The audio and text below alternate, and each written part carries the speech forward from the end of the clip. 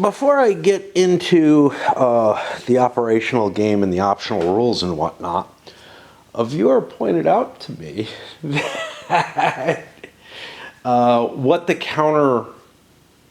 counter was. And I'm pretty sure, although I bought this on the used market, that it was an unpunched game when I got it. I don't know.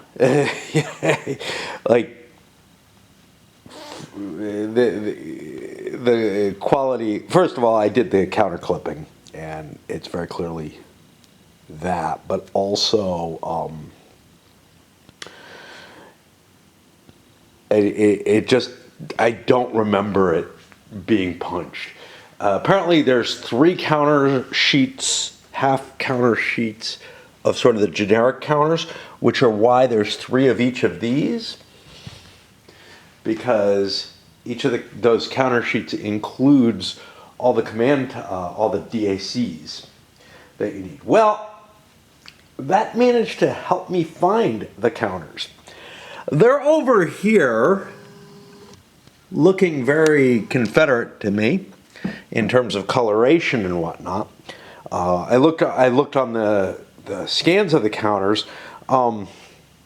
These are very obviously Confederate. This is not as obviously Confederate, but here's what's going on. Those counters are there because in the operational game rules for the historical scenario, it calls out that the Army supply train, not the ammo supply train here, the Army supply wagon is at 2308, which is that house.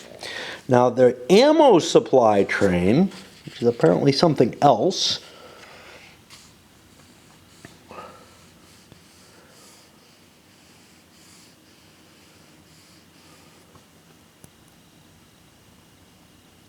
is there. Now I'm not really sure. I'm sure that these are the Union ones, and those should replace the Union. I'm not sure what's up with these. One of them, well, there should be 3 of those. One of them I've got associated with Stuart because I know he has a wagon which has to be dealt with. The other 2 I have over here, thinking that they're going to be treated that way. I'm really not sure what to do with the Confederate supply wagons now, but these are the Union ones and should replace the units over here that I put a couple of blank counters in place for. So I'm not missing any counters, but I am once again confused by the initial setup for the operational game. Here it is, Tuesday. It was earlier when I came up as well, but and nice day. I got up early enough I could have done stuff, but Raid kind of screwed that, and now it's almost time that I have to play Raid. Fucking hell. I'd like to at least get outside and sit outside, if nothing else, for a bit, but I wanted to get a little bit of this done as well. You know, it's funny, like, I have a couple of things that I don't absolutely need to do. Like, I'm almost out of vodka. I enjoy sitting outside with a vodka, either a martini or one of my milkshake things. And, you know, just kind of enjoying a cigar and whatever. I bought more cigars for it. It's a walk. Everything's a walk from here. It's, you know, probably an hour and a half each way, maybe a little less than that. More like an hour each way, I'm guessing. But, you know, it depends on which way I deal. I find it really odd that there's no liquor closer to me, and I hate that, like, I can't buy liquor at the supermarket. Like, I can buy beer, but and wine, but including fortified wine. But yeah, it's really the way they got the liquor law set up here. Now, I understand that if liquor stores are common, but and a reasonable problem. They're going to suffer a reasonable problem, but there are very, very few of them, and I don't really feel like the liquor stores that there are would suffer that much. I don't know. Sure they would. Sure they would. The ones I go to, maybe not so much, though. I get the feeling, very much the people in the neighborhood go to it, but it's like, Jesus. But there's got to be some big ones. There used to be a big one, and it disappeared between the times I've lived in Eugene. And then it would really be a good idea for me to get more clothing, especially pants. My pants are falling apart. I'm too fat for them, and I keep splitting seams and stuff. It's like when I go dancing, I do like some deep stretches and stuff, and most pants can't handle that kind of strain. They don't have the stretch that like gym clothes do. But I used to wear things that were loose enough. Now they're not no more, because I'm fat. And then also much more reasonable, and I definitely could have done this today. I got some vines growing on trees that I have to deal with, and I also have some other yard work to do. But the vines I've been kind of neglecting for a few years. And I got the roof that I got to clean, although I usually do that later in the year. Been skipping it recently. But instead of all that, I played some Raid because I had a goal to get to that was kind of weird today. And now I'm up here doing this. And what am I doing with this? Well, we're going to start looking at the operational game and the variants that we're going to play with. Well, not variants, the optional rules we're going to play with. We're not going to touch most of the variants. And as I do that, I'm going to worry about how to get these guys where they belong. I want to thank that guy for pointing it out. It's just like, I was perfectly willing to accept that the game didn't come with the counters because I could not find them, But I forgot I had some wagons over there. So why don't we take a look at how wet. So part of the problem is how things are represented here is the issue. And what we look at, Confederate Corps Artillery Reserve are represented by deploying one counter for every 3 or 4 counters. That's the reserve itself. Where is the artillery wagon?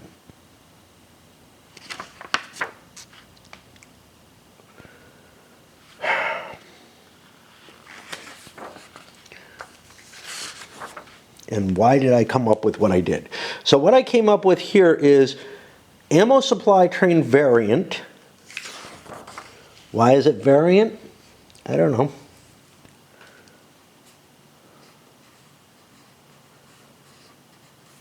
You roll to see if it's intercepted. That's one ammo supply. But as I noted before, there's the artillery supply, there's the army supply wagon here. So there's a wagon and a train. And then there's Stuart. And this is where it gets confusing. Because Stuart has the captured wagon train. They're represented by one of the army supply wagon counters placed adjacent to Stuart when he shows up. Now, I have one of them under Stuart. I think what I'm going to do is I'm going to take the second one from here, because it's not absolutely clear, and I'm going to replace these guys with that.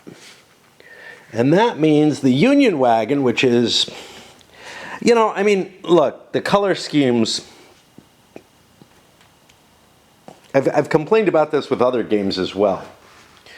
the color schemes are such that, yeah, there's oranges and stuff and reds and stuff that I don't really associate with the Union. And they're very similar to the colors that the Confederates use. And I see that as problematic. I really do. It's one thing that the gamers got right? Like, I can't think of any of their games where there's like stupid colors. The Confederates tend to be in browns and more reddish tones. The Union tends to be in blues and green tones.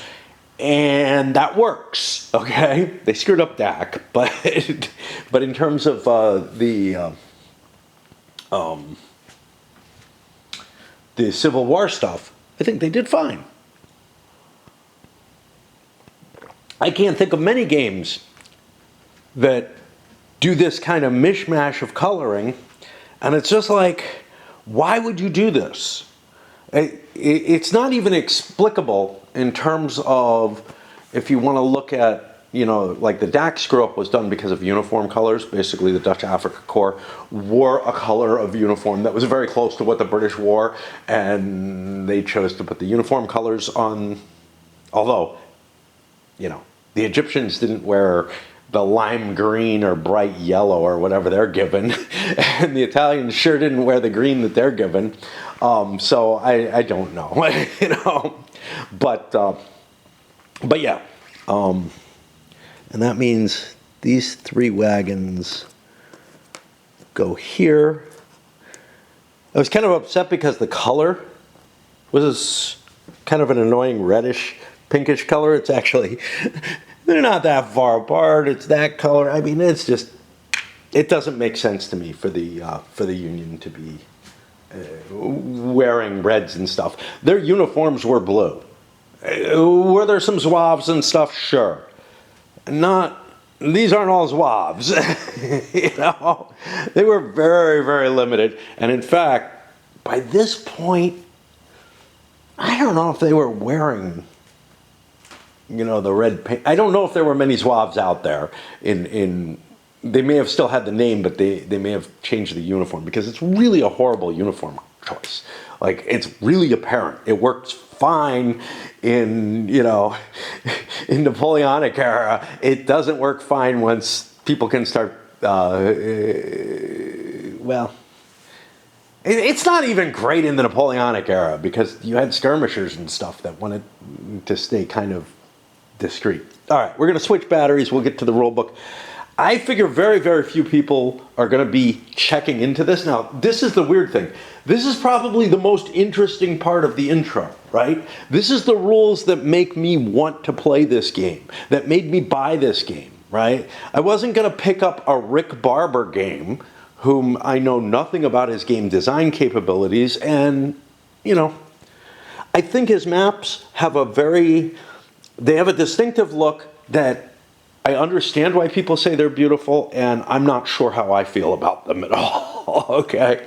I think this one comes out better than many, although things like the donut don't really do it for me. But some of them look almost like a kid, you know, with a coloring pencil drew a map at like 11 or something. Which is a feeling that I get, you know, another game that did that to me that I have is, the TSR one, Divine Right, and Elric as well. But like, this feels like if someone tried to do a topographical map with that sort of mindset. I don't know why. I really don't.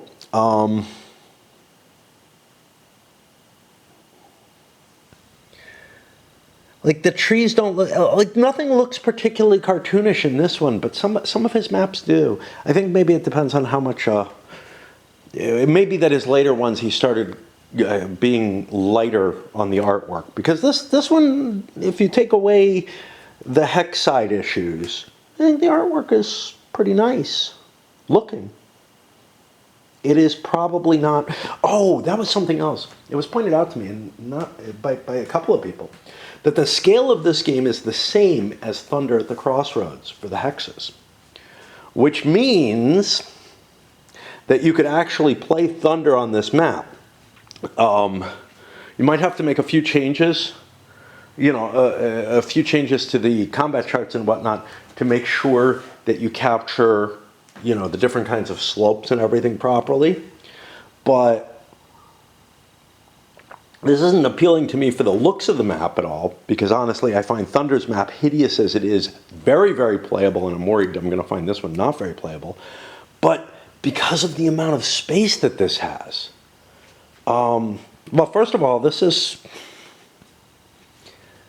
it's not twice the size. The Thunder map is 2 map sheets about that size.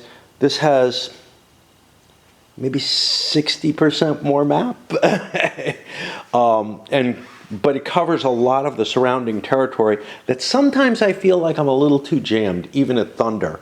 I like the Thunder map because, so like Terrible Swift Sword is at a different scale, and it's really crowded, even though it's like a lot of map.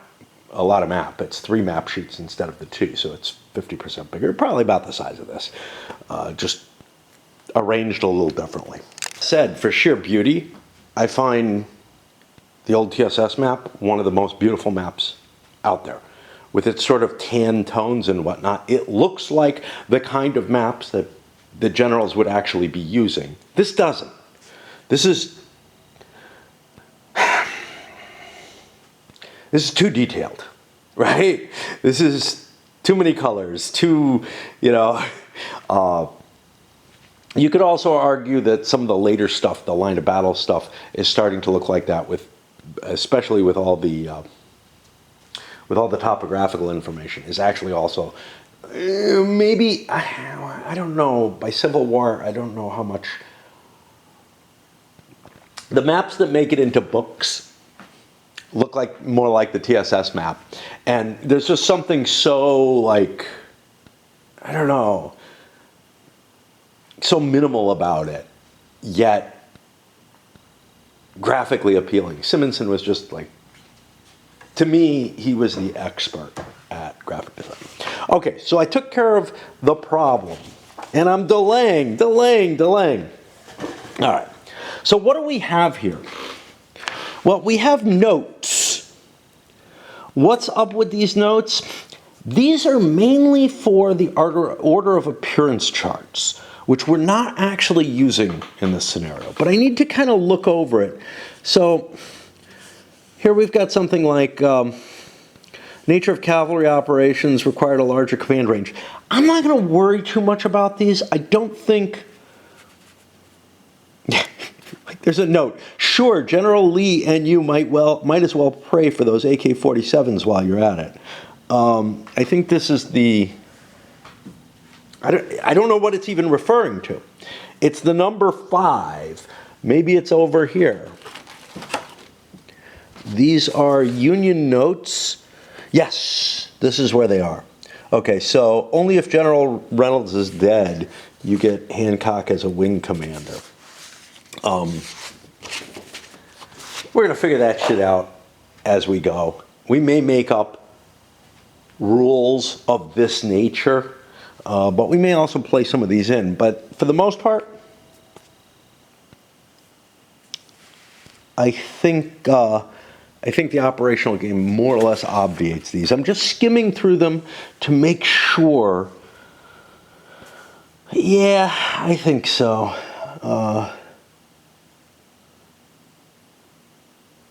Okay. Here's something about Stuart, but I think he's covered in that. Then we have scenarios. Well, let's talk about them. Here Come the Rebels, July 1st. It's just playing the first day on a smaller map. The training scenario, I had high hopes for this. What killed me on it was really the deployment. Each side deploys their forces, their board forces, anywhere within the first 8 hex rows of their side of the board. The player who picked the board side sets up first, or roll a die and see who sets up. And then you secretly write down reinforcements that you're going to do and everything. And it was just like, wow, this is a lot of effort to get me into something, to try to make this into an interesting scenario or something, as opposed to, let's just test out the system and see how it works. And I'm really kind of pissed at it because of that. And I would have I would have started with that, maybe not on video, to be able to play, but I don't want that. And then the final scenario is a little cav battle during pit gets charged. That might be the one that shows up in TSS as well. It doesn't look like it. It's like Greg. Oh, reinforcement, see Kilpatrick variant. See, it's Kilpatrick who I thought was present at this. At the cav battle. And it was like the last major cav battle to happen in the ACW, or something along those lines, in the course of a regular battle, maybe. Okay. And then they talk about, hey, we'll give you more scenarios and such not. Yeah, they give me one. It's for a different game, basically. It's like a different map and different operational maps, and it's not at all what I would have hoped for. I would have hoped for something that extends this game, not is just like... So, you know, when it comes to games that are purely what if, I've got a couple in the CWB series. Strike Them a Blow, and the three battles of Bull Run or whatever, where the third one is a hypothetical. And I don't think I've played, like I bought the Strike Them a Blow, and I don't think, and I know I haven't played that, and I don't think I ever got around to playing the third battle of Bull Run either. Like, I'm entirely into and excited about the idea of hypothetical battles that are generated within a campaign situation. This little piece of tape is not doing its job. This is removable tape. Boy, am I delaying. Okay. All right, let's get to this. So what do we have? The maps differ from the tactical map in scale. One operational map hex is 4 tactical hexes, and the cost per hex and movement factors. The units have different movement allowances on the op map, which are expressed over here. And I assume the terrain effects chart. Nope. I was going to say, wait a minute, shouldn't they cost more? The cost per hex and movement factors.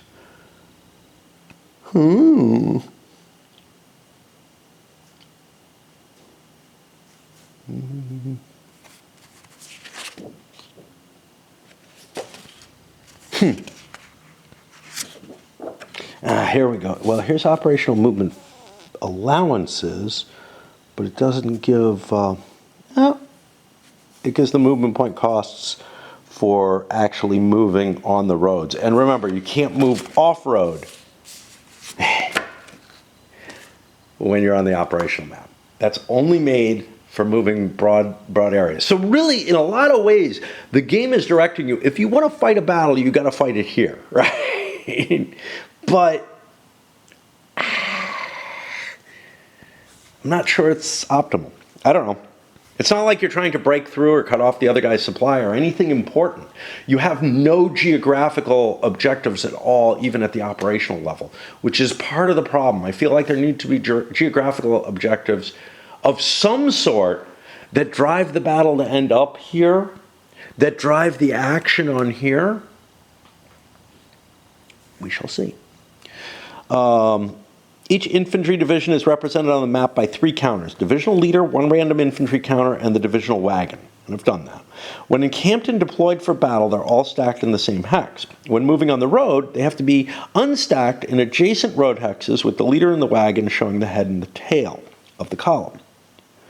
The Confederate divisional columns are assumed to include any normally attached artillery units. This is problematic because there are also corps artillery units and no one talks about where they go.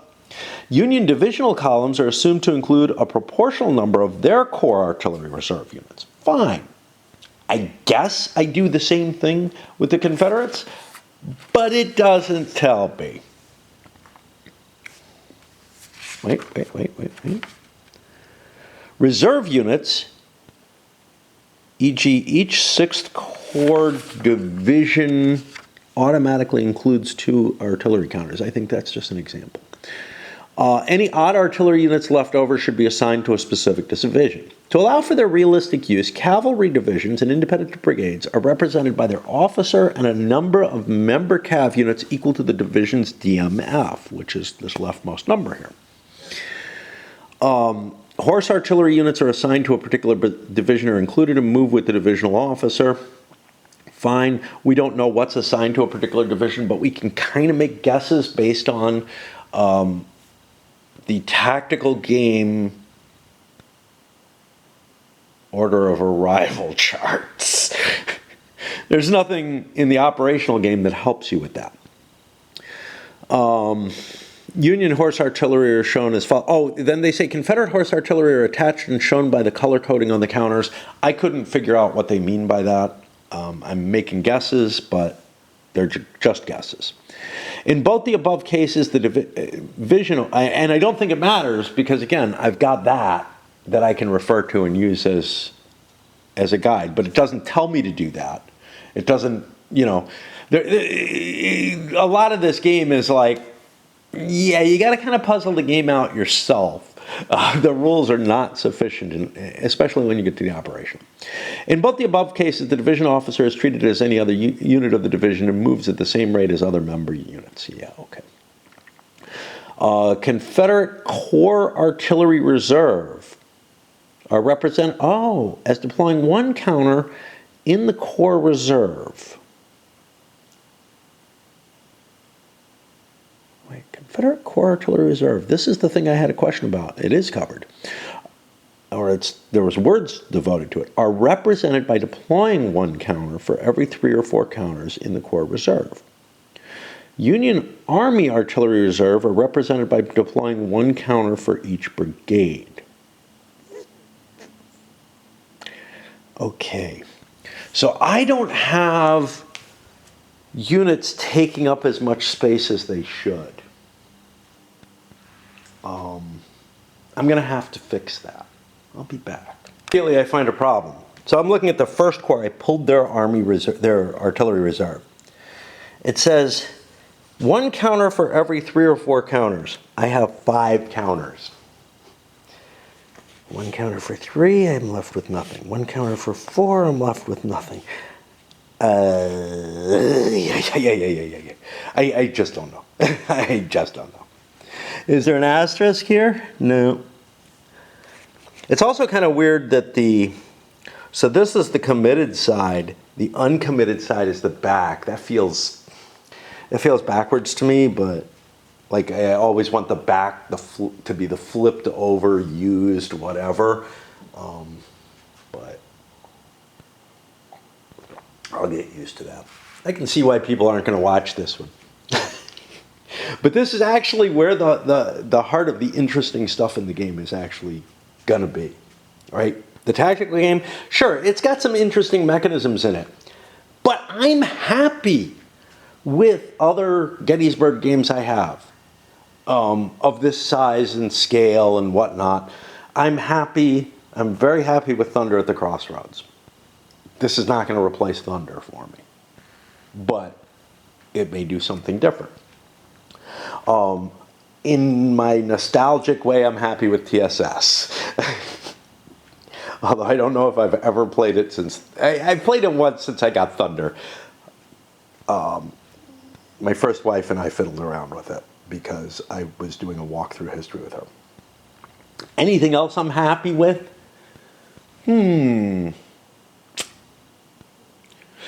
Last Chance for Victory made me happy. I've only played it once, so it's kind of hard to tell, and I'll never play it again, I'm sure, because I don't have time anymore. Because I have too many games in too little years. But yeah. But anyway, I'm left with this, okay, what do we do? And this is the problem. Every time I face this rule set, this part of the rules, I'm left with walking away saying, I don't understand. Now, in one case, yeah, I missed something important. The organization is more a GMT-style organization than I like, but it's also kind of chaotic, which is just problematic. Well, we make decisions, right? We're going to put 2 artillery in for them, just because. Just because. One of the things is, with all the units being kind of not on the map, but in play, that has generated a bit of a problem, which is that I'm not sure if I've got, you know, something like those are the ammo wagons accidentally in a pile that they just really don't belong in. You know, I'm not sure if, like, when I look here and I see this is a stack of hoods units, if those are actually all hoods, because it is quite possible that things got shuffled a little bit when I moved the counter tray around and whatnot, just as these guys are shuffled a little bit. And, you know, the stacks aren't perfect. And when I do bring them in, they might be in the wrong place. Like, there may be a counter that's in the wrong stack or something like that. I'm going to just live with that. If it happens. But it is a difficulty that the game choices create, where you have to be more careful or more willing to accept some weird stuff. And the weird stuff could be, hey, part of this brigade is attached to somebody else. You know, I mean, if you think about Pickett's charge, he got himself basically another division. Like, he had his original division, right? And he got himself another whole division's worth of scraps, which is the night reorganization and stuff, I think. But, all right. And then what I have to do is I have to figure out where these guys are. First Corps, I think, is centered here, which means I guess I'll put these artillery here because they have to be adjacent to the core, but not necessarily on the same road. And that's the kind of thing I'm going to be doing here. Now we look at this next one. This next one's a lot easier. There's only 4, so I only have 1 to put. Now the question is, can the artillery be stacked with other units? I don't know. I kind of like the idea, like, you know, normally a division, see, these guys are encamped. A division is going to be stacked all in one hex when it's encamped, and it's going to be spread out when it's not. Or if it's deployed for battle, it's going to be stacked in one hex. There are 3 divisions in the First Corps. They're each stacked in their own hexes, boom, boom, boom. And then I have this other, then I have the wagons, which have to be here. And there's no rules that I've found yet. Maybe like this, I'll run into something. Here we go. Union Artillery Reserve and Confederate Army Supply and may never be stacked with another counter. Yeah. So here, when moving, units comprising a given division, including any attached Corps Army Artillery Reserve units, must occupy a series of contiguous road hexes. Okay, but what's the attached, right, is kind of the problem.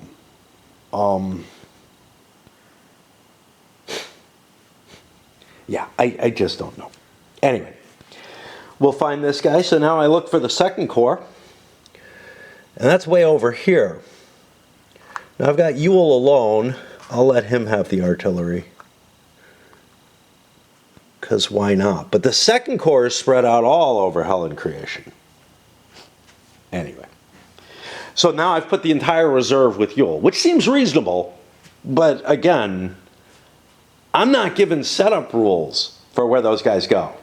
And I had been assuming that, like the Union Corps reserves, they were spread out, and I would just, you know, pick units and start moving them into the setup stacks. But no, it looks like they're supposed to be on the board on their own. I gotta swap batteries again. Let's consider the Union Artillery Reserve. They got 5 brigades, and here it says, Union Artillery Reserve brigades are represented by deploying 1 counter for each brigade. 1 Corps Army Artillery Reserve unit may stack with any single division when encamped or deployed for battle. Okay, that's kind of cool. I got more guns concentrated here. I think the Confederates actually have more guns total, but that's because they have guns assigned to individual divisions as well already. Initially assigned. Now if I look at the Union setup, What it tells me for the Union Artillery Reserve, I have 3 hexes, 5024, 5025, 5026. And I had these set up with Tyler, Fitzhugh, and 2 of Fitzhugh's units here. Turns out I'm supposed to have 1 per brigade. Okay, well, if I had 3 brigades, that would make sense, but I have 5 brigades. I got to put them in 3 hexes, no more than 1 per hex. That's a problem. Now, again, I'm going to just make shit up. I'm going to spread them out a little bit, but, you know, what the fuck again? Of course, I mentioned already, the hexes here are too small. And because you've got to spread out the units, you end up spilling over your hexes all over the place. These maps and the counters just don't quite work. Despite the fact that they like do some weird kind of magic with what the scales are. And oh look, my battery's not charging. How about that? Okay, I'm gonna jump over to the deployment.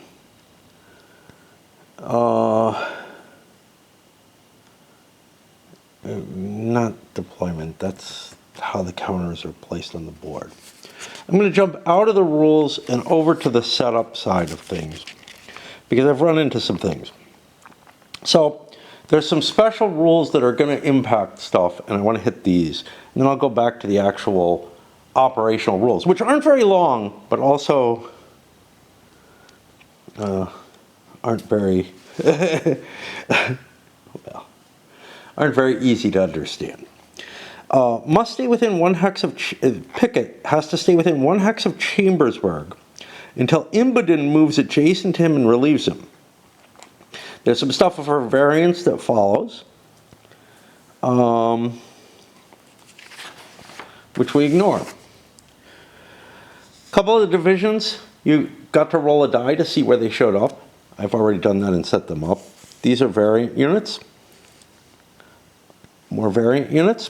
Jenkins stays in camped formation until 3 turns after Ewell spends 3 CCPs on him, or the 5 p.m. June 30th turn. Now we start on June 30th, whichever comes first.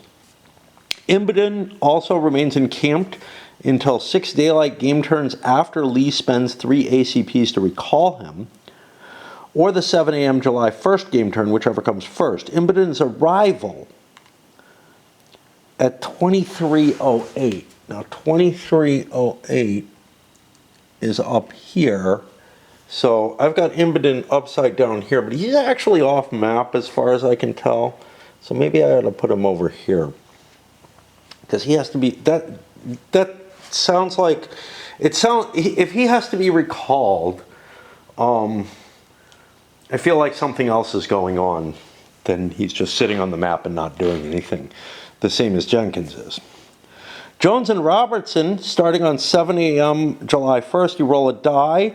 On a roll of a 10, the 2 brigades arrive under the command of Robertson. Why is Jones on the board? Why does Jones exist as well? I don't know. I have 2 different commanders here.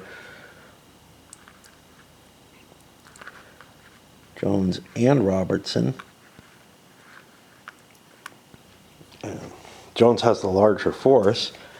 It's still, you know, like Robertson's only got 1 counter, but that means he has a number of counters, like 3 or 4 or something like that. Anyway.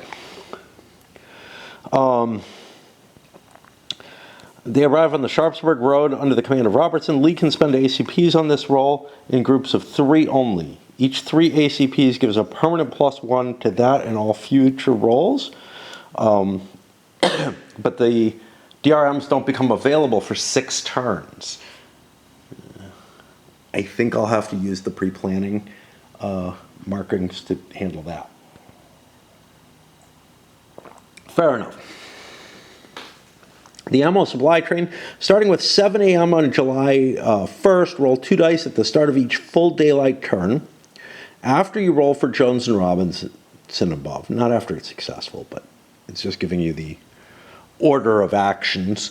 On any roll of doubles, less than 9s, the ammo supply train will arrive. Double nines and tens mean the train has been intercepted and is not rolled forward in subsequent turns. If Jones or Robertson have not yet arrived, Jones will also come in as the wagon's escort.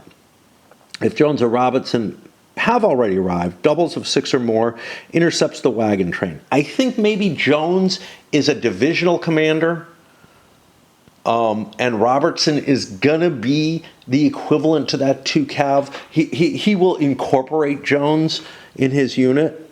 I'm not sure though, because if we look here, Jones and Robertson are both separate units. There's no asterisking and there's no capability to make it bigger. So I just don't know.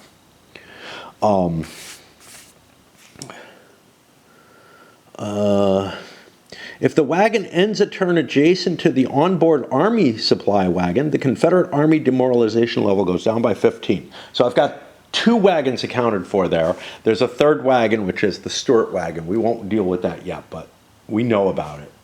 And I feel like we've resolved the issue. We've got the Union wagons on the board where they belong.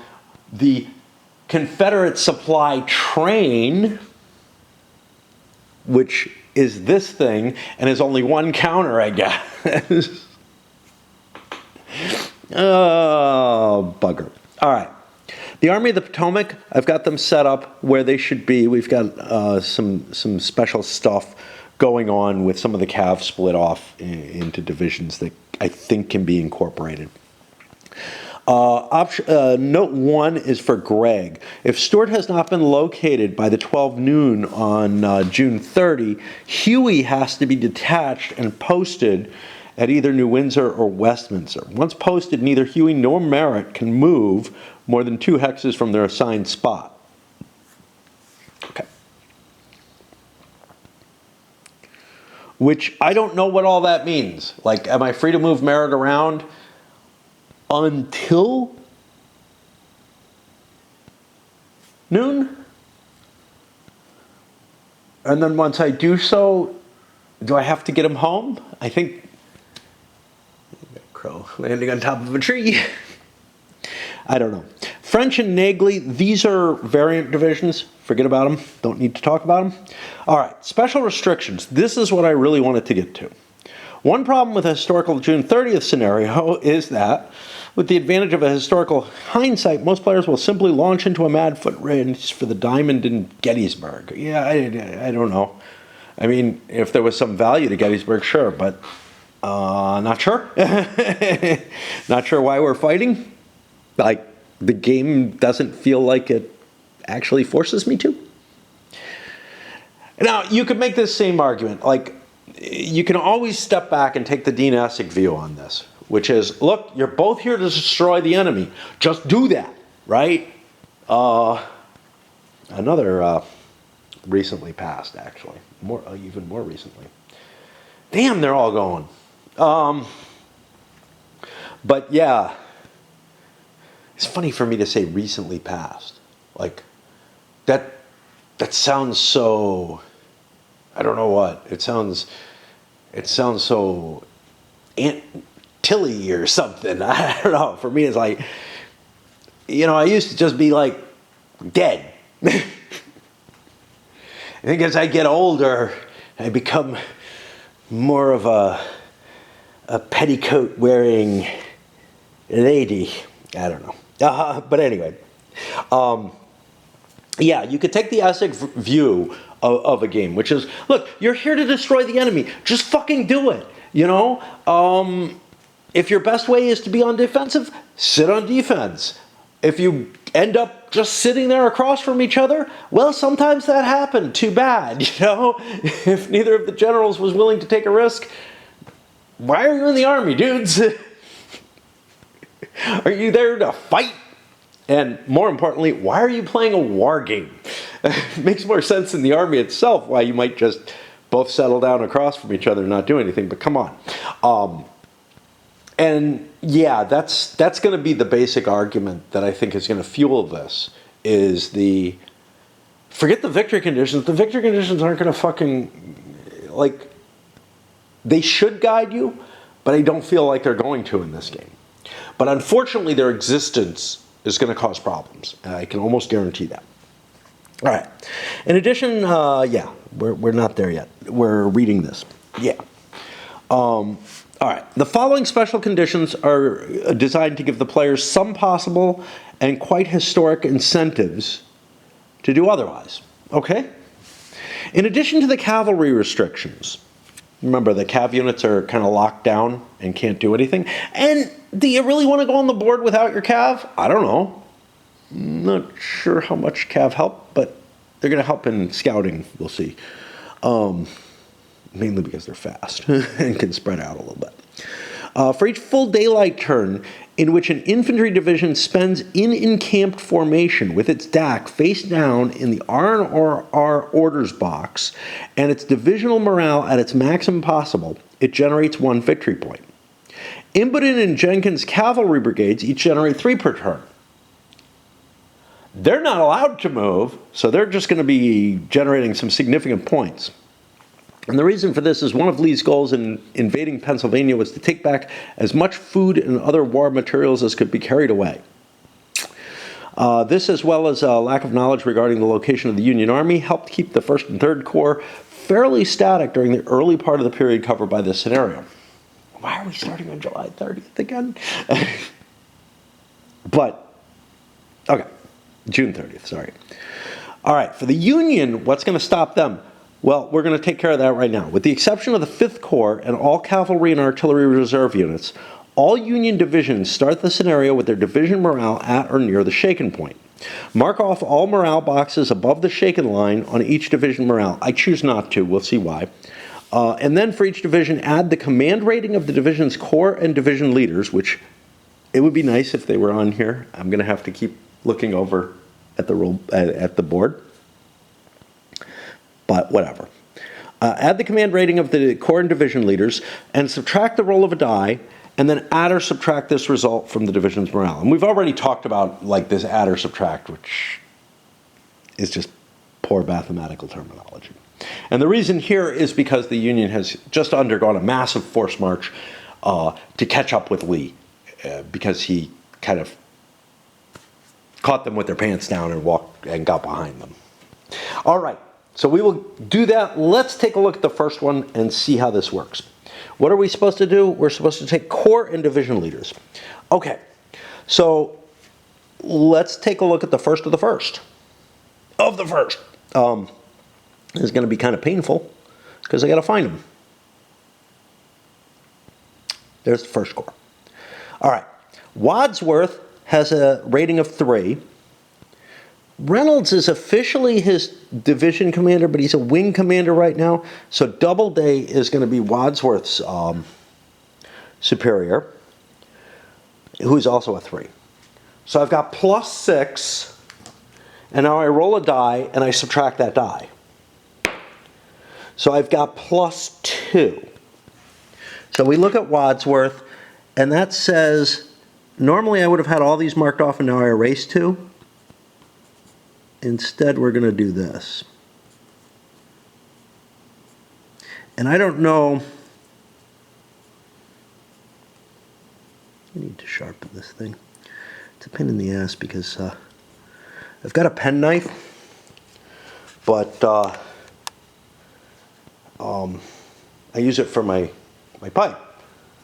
And I've got other knives and blades and stuff to kind of cut this, but I'm never quite sure what to do. Like, I feel like pulling this string is what's supposed to do it, but I don't think it actually does. I think I kind of did that and ended up just getting rid of some of this, and what I got to do is get rid of some of this stuff at the top and sharpen. So as I do this, I calculate for the 6th, but I end up marking it on the 5th anyway.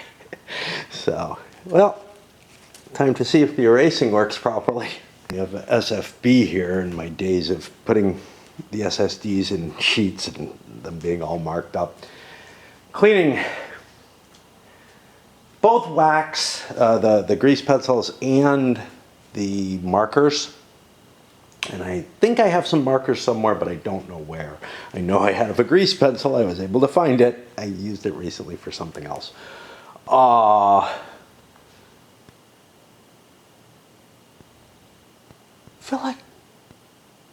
feel like I used actual markers when I played Marlboro, Campaigns of Marlboro. But I don't know what I used the grease pencil for, if that's the case. In both cases, they don't necessarily wipe clean very well. The dry erase markers, when they're first on, they come off pretty easily. But they have a hard time coming off the plastic sometimes, especially if you use a Sharpie instead accidentally. But no. But they don't come clean very well. Both of them, though, come clean a little better with a little bit of spin. And, you know, it's not perfect, but it's okay. And I don't know what I'm going to use these plastic things for. My wife had these, I don't know. I think I had them and gave them to her because she wanted something to divide things up. But maybe not. Maybe she picked them up on her own. I don't know. Yeah, it never comes completely clean. And then there's another factor that comes in there, which is when paper sits too long in these, the ink actually can transfer off. I found this with the photocopied stuff. Might not be the case with these. It was really kind of a liberating experience. I had a buddy I played SFB with who, unlike me with my plastic sheets and whatnot, was just like, hey, I'll just go and I'll pay, you know, a dime each to photocopy SSDs, and, you know, we'll use them. Like, that concept is so alien to me. Especially since we were playing fleet battles with, like, you know, 10 ships, 11 ships per side. So you know, we're talking about each time we played, it was a couple bucks. That's just like, I can't think that way, man. I cannot think that way.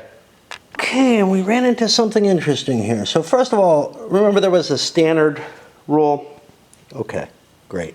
He's not on the board, that's fine. I think there was one for sickle. He's not going to be on the board, that's fine. I've already dumped them in the bag. In these cases, you can see, let's look at the sickle one. So I've figured out what I think the designation, the markings mean.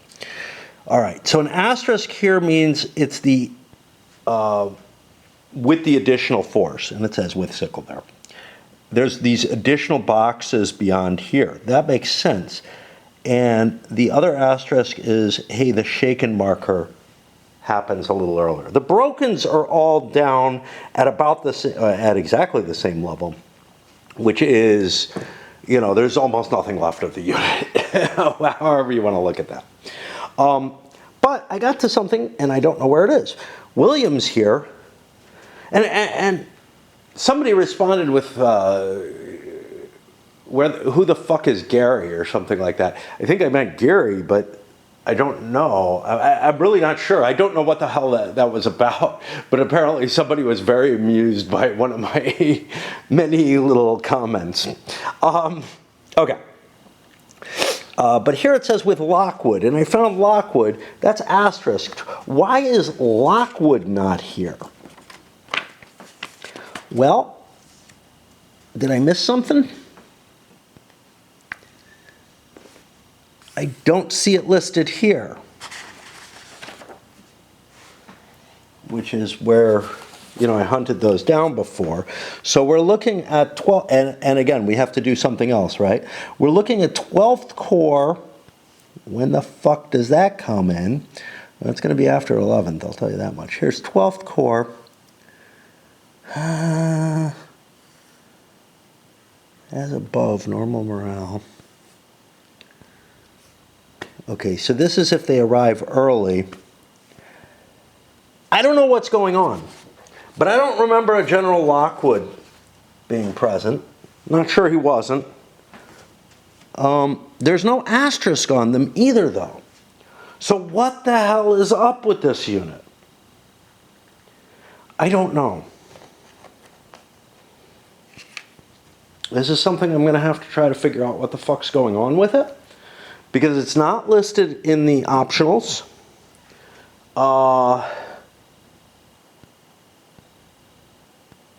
I could look in other games and see what's going on with that. That's going to be, that's going to be a brigade, so it'll show up in almost any game that I have. Not, and I wouldn't trust it anyway, not the old Avalon Hill one if I have it kicking around somewhere. So yeah, I don't know. It could be that this unit has some hits back.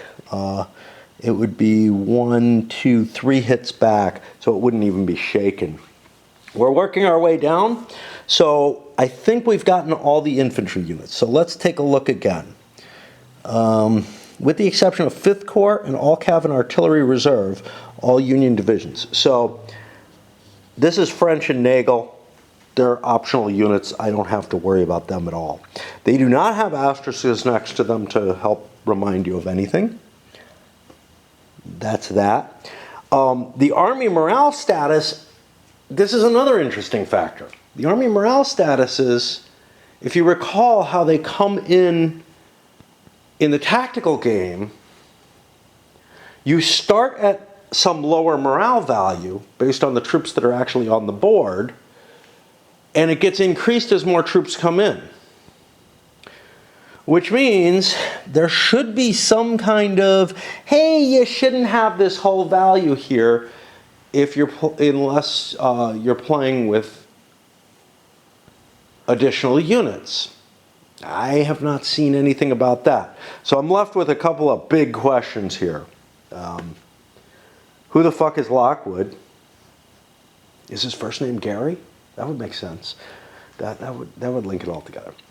And I am well past my time when I'm supposed to be playing Raid, so I'm gonna break here, having not really gotten anywhere, and try to figure out what the fuck is going on. I'll put this here to point to that to help remind me. But you can see there's some significant hits to some of these. Good old 11th Corps and honestly 12th Corps are pretty badly, like they're beyond the shaken level. You can see a little bit of 6th Corps is beyond, a little bit of 3rd Corps is beyond. The Union probably doesn't want to move much in place. However, I'm thinking 5th Corps, and I assume that they were parked in this area. Where the fuck are they? Down here, Sykes. It might make sense to just move them onto the board because they didn't have to roll. And it might make sense to move some of the Cav into Scout. Now, historically, the Cav did move into the area and was positioned before the Confederates came marching in on July 1st. So I don't mind that at all, although not necessarily all of it. But Beaufort here would have positioned himself up in here. What I want to do with my other units, big question. I don't know. But, if this is where the battle's likely to happen, it only makes sense to go park myself on some good land and start digging in. Find me some good ground. The game that I would design if I were a super motivated person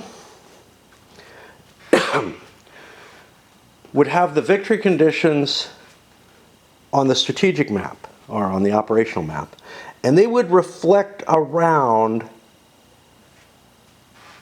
tracing lines back.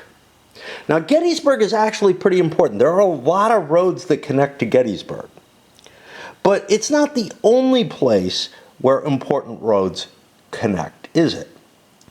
So I would almost argue that there's another interesting area for a fight really all along this route.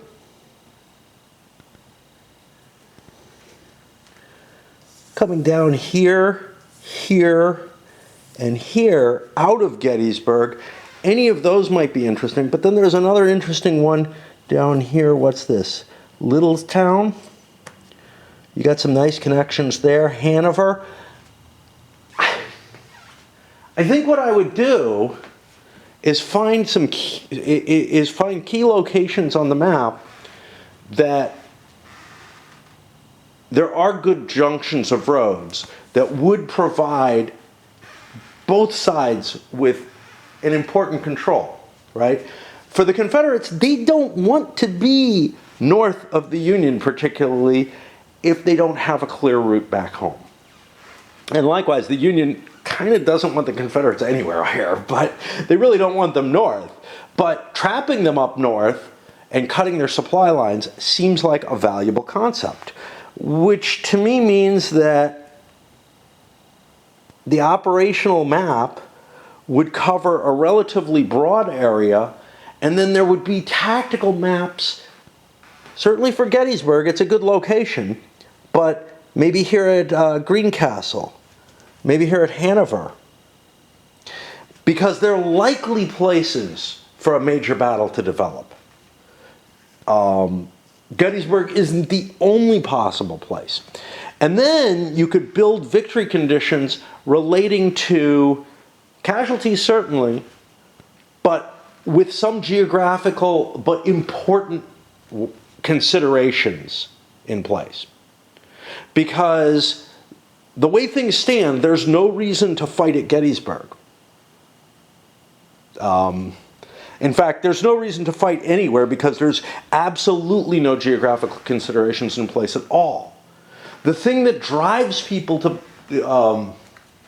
try to get the points, to try to get a victory in, say, Thunder at the Crossroads, is, oh, look, Cemetery Hill is worth 150 points, say. Culp's Hill is worth another 50. If the Union is able to get to those before the Confederates can and park on them, they don't have to do a damn thing. Now, could the Confederates do something other than fight? Sure. If you wanted to look at it from that sort of operational standpoint, even once they reached Gettysburg, they could turn around and head this way and try to secure a position this way, or head straight across, well, not straight across, head up this way to back to Chambersburg, and maybe the fight happens over here, or maybe further west, or whatever. But once you kind of get into the position where you're in that battlefield area, right, which is what the victory conditions have to be on the operational map, I feel, is the problem with the operational game, is that it doesn't cover the victory conditions, and then Gettysburg itself doesn't either, right? And what are you going to do? And then there's these random victory points that the Confederates are going to get in large quantities for not doing anything. And is that just the first turn, or first day, or is it the whole damn game?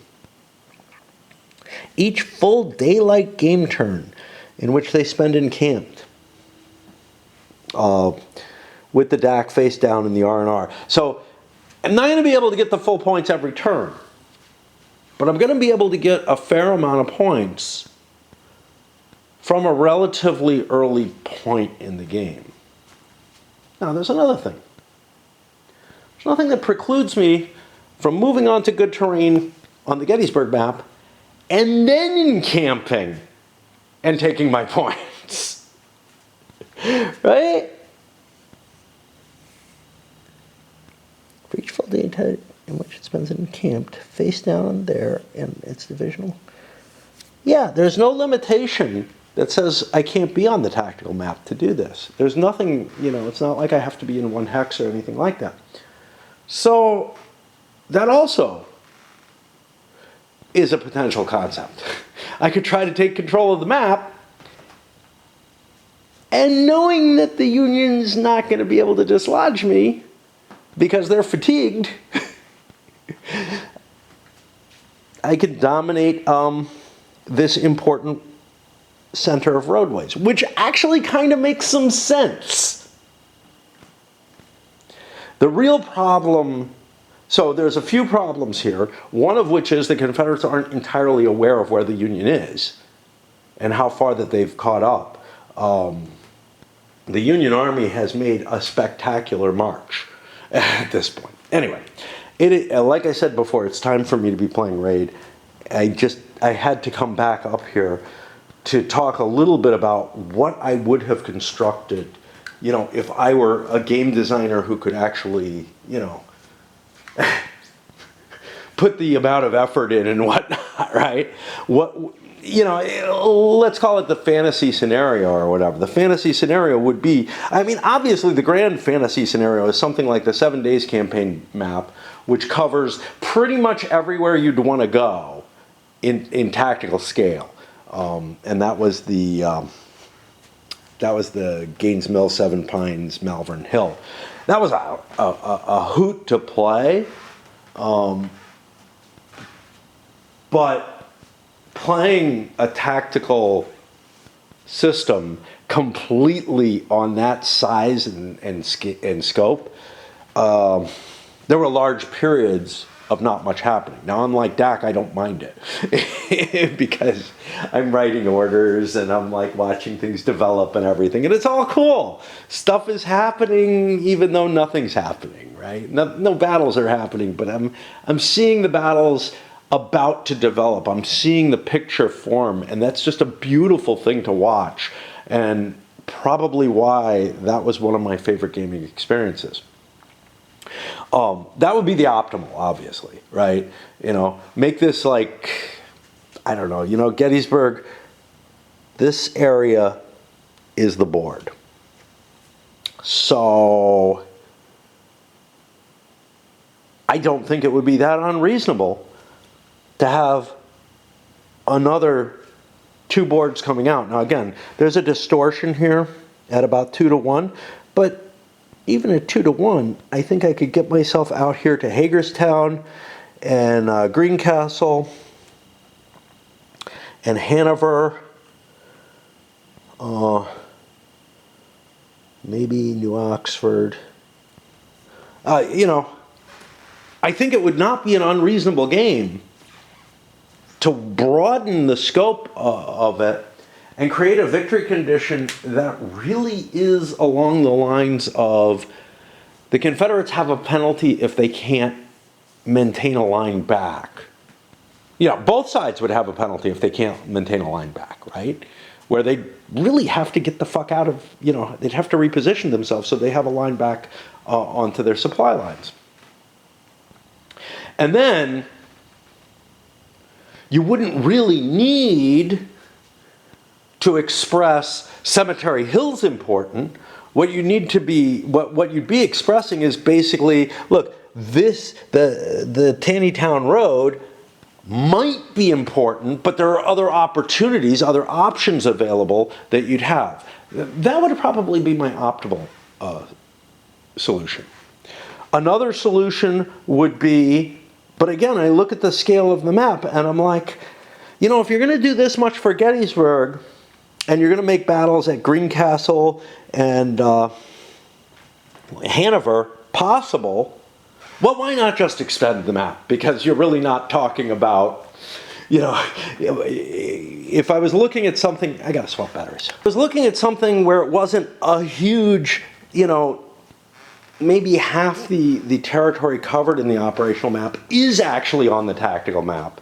If I was looking at something where the operational map maybe was 5 or 6 times as much space as this one, I think, represents, then there might be reason to create little puddles. If this map wasn't so big, it might be interesting to make a little puddle around Gettysburg and a little puddle around Greencastle.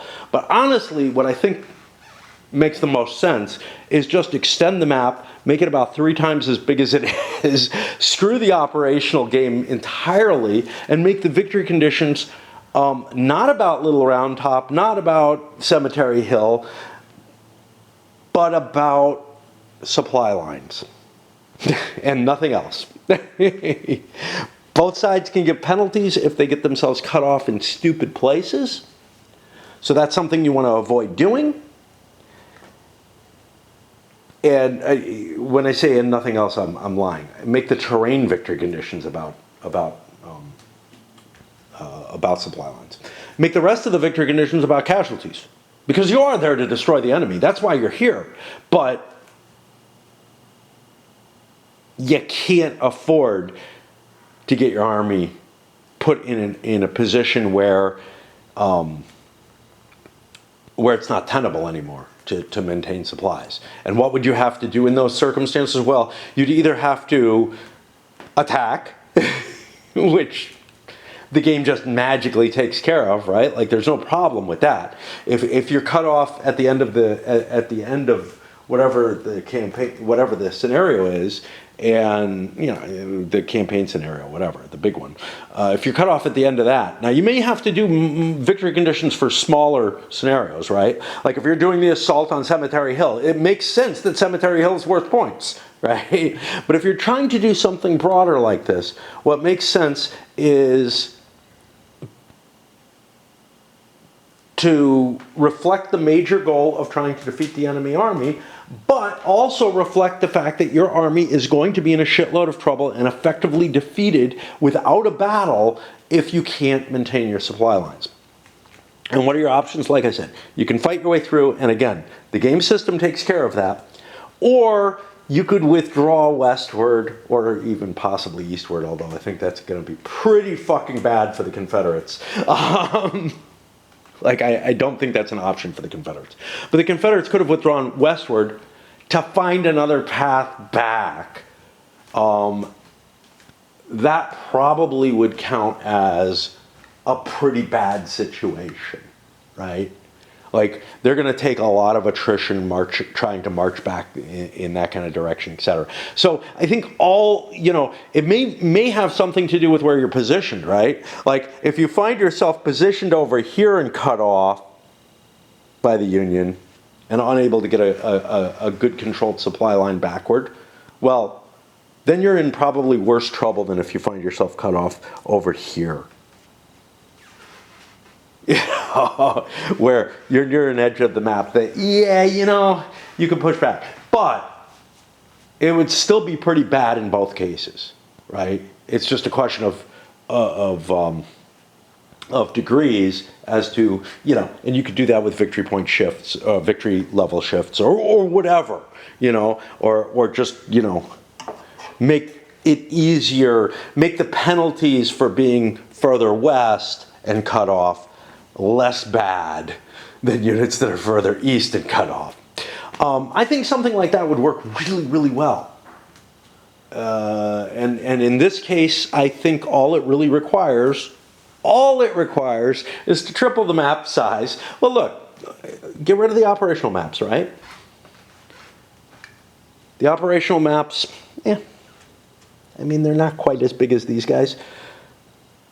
And I don't even think it would require tripling. Like, you might get away with double the map size to stretch from somewhere over here to somewhere over here, taking into account the distortion that the operational map has. Now, I'm sure this game. Yeah, Clash of Arms is a weird company, right? Like, they put out some of the Labats, don't they? I know Marshall put some of them out. Who put out Dresden? Is that Clash? Yeah, this is Dresden. Yeah, that was Clash of Arms. Yeah, so they're willing to put out games with a big footprint. Now, maybe they weren't willing, to put out a Rick Barber game with a bigger footprint than this. But yeah, I would be impressed if someone actually stood back and said, taking a look at this, said, you know what? Fuck the operational game. It's not the right level to do it at. Make it a big thing that allows all the flexibility of the Gettysburg campaign. The reason that 7 days works well, is the fact that there's 3 battles Three major battles that historically happened. The reason we don't do this for Gettysburg, is that there was one battle and it was over here and it was on this map and that's the battle people want to play, but there is an opportunity for that big, something at that same grand tactical scale that's operating completely like the scale is actually completely tactical, but it gives the scope of the grand tactical without diverting from it. I think there's room for that, and it would be really, really interesting. And there's a mechanism in place to deal with it. And oh boy, this has gone away from the rules, and I'm not playing my raid, but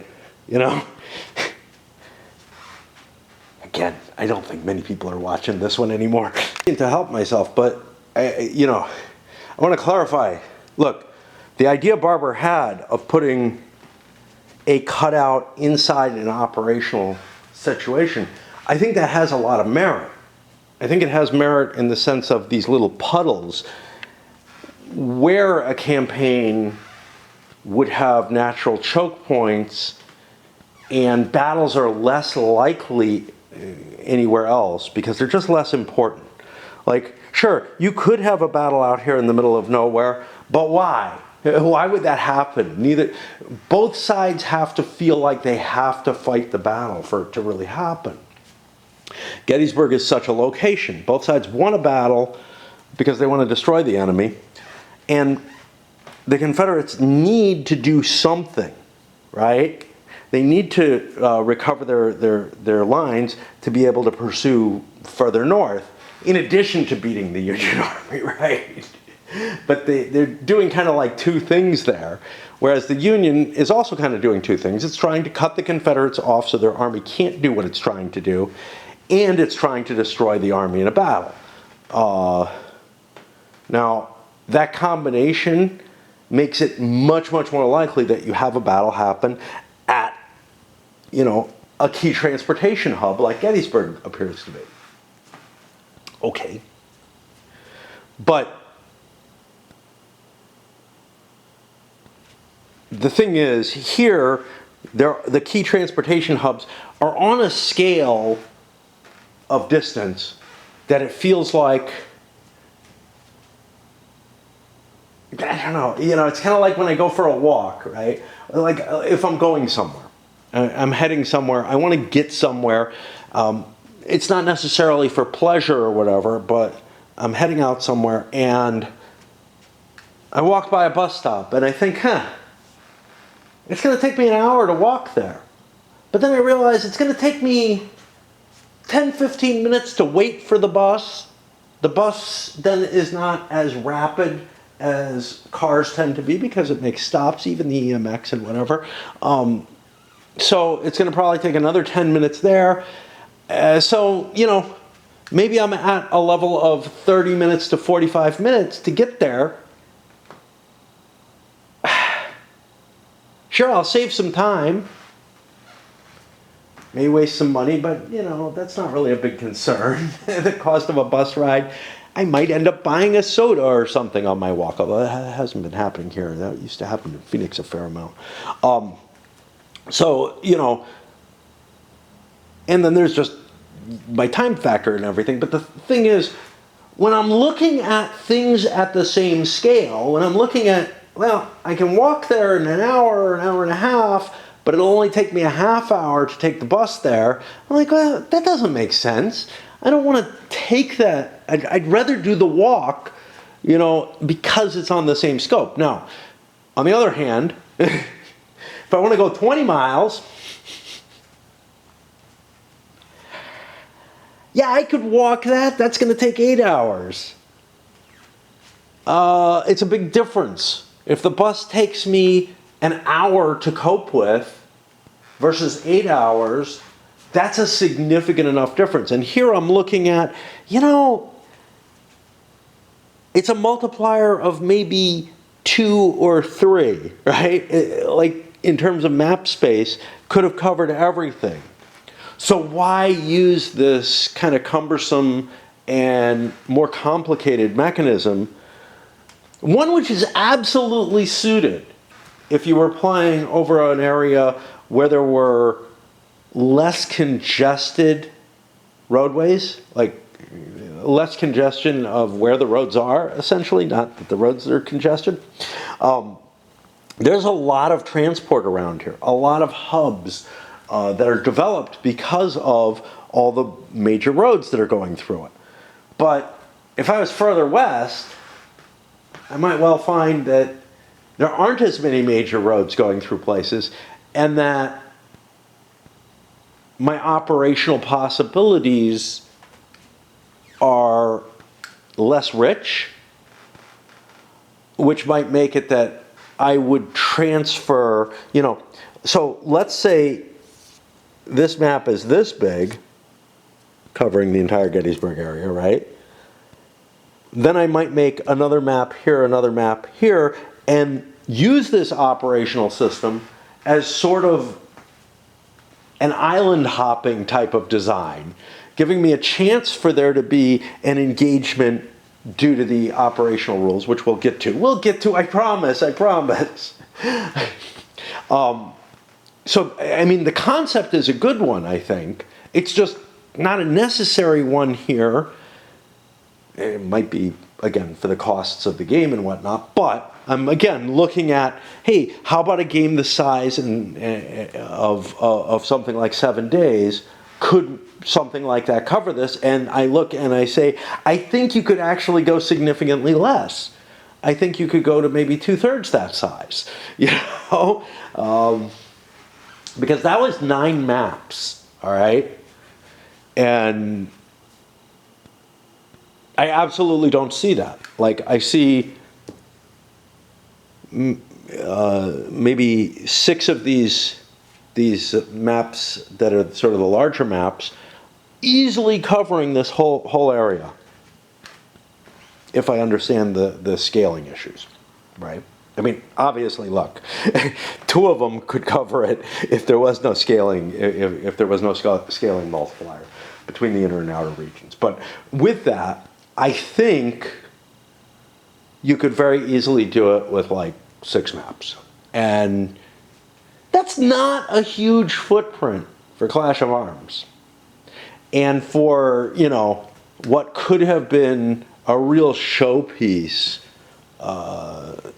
game in a lot of ways. And again, the tactical system and the designs in that, they're very interesting. I may not agree with all the choices. I probably would rather be playing, a CWB style game. But man, I would love to be able to do something on that 7 days scale about Gettysburg. And nobody's done it. Not that I know of, maybe there's some little company out there that pumped something out, but I'm just not aware of it. And that's why I picked this up, is I want that operational capability, like, I'm using the wrong words here. I want the scope at which I can actually choose my paths and end up at Gettysburg for the right reasons, not because that's the map that I got. Early Wednesday morning, and I think I have a lot I could do in Raid still, but I'm like, I need to get away from the damn thing. I've been at it, again, we think 8 hours or so. Really? Damn. That's horrible.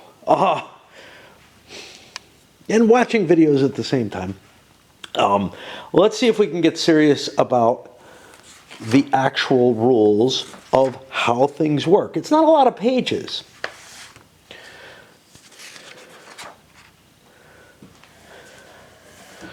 Now, we started out with the unit representation, and we talked about that, and then I got drifted over to the deployment. So let's get back over here. Again, you normally don't stack. Well, I don't know how to put what is normal and not. You don't stack when you're moving. You do stack when you're deployed for combat against an adjacent unit, and you do stack on the operational map when you're camped out for the night.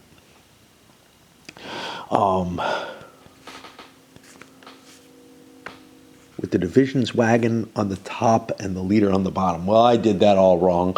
I put the leader on the top because I want to know who I'm talking about. I guess. I don't know. All right. Oh. We were supposed to do something about Lockwood here. Fuck. Huh. All right, let me pull out some earlier games and see what the hell they say about it. I figured the best choice would be to take a look, since he worked on Powell's efforts for the regimental series, and I think Powell did Last Chance for Victory. We got Essex here. No, but Powell's in the research assistance, yeah. I would assume this would have the best information. Lockwood is in there and doesn't appear to have... He does have special roles, actually. Technically, Lockwood's brigade in the 12th Corps is assigned directly to the Corps headquarters. Rather than force the player to jump through hoops for this, they're assigned to the 112 here. Now, in this game, Lockwood is part of the 212, right? No, he's part of the 112 here. I would guess the option, and I didn't see anything in here, is either do as Powell did and just include them in the game as part of 112, or enable them to operate as an independent brigade, or something. I don't know. That would be the Last Chance for Victory answer to it, which would be, I think, the best research information that I have probably out of any single game, the most modern, and but I decided, let's break out the old classic as well with TSS, which it's kind of strange. I have Pleasant Hill in here, Cedar Mountain, all the games from the series seem to be in here for some reason. Can't waste that big soapbox, can you?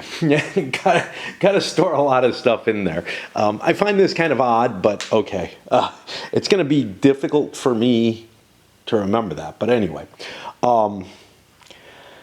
there's no special mention, and the 12th Corps all comes in. If Lockwood is in the game, he comes in, but I didn't hunt through to see if he has a counter or whatever.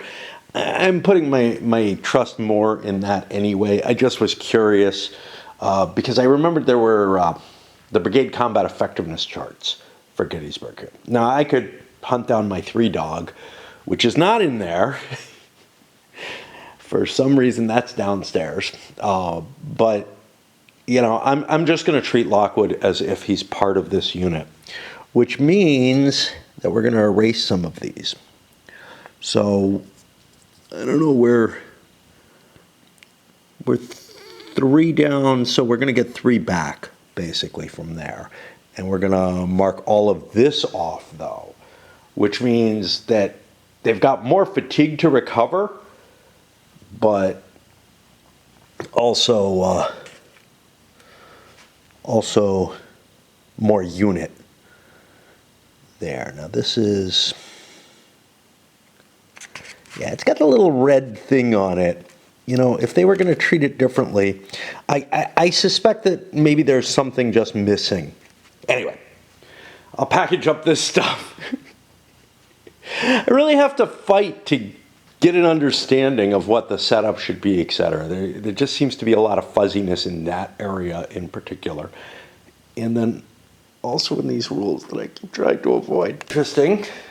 I wonder if I covered it. I don't think I did. I'm going to have to look this up, whether I covered it or not. I have the Great Invasion, which is the other Clash of Arms game, the operational combat system that I really, really like. I like it better than Great Campaigns of the American Civil War, for example, of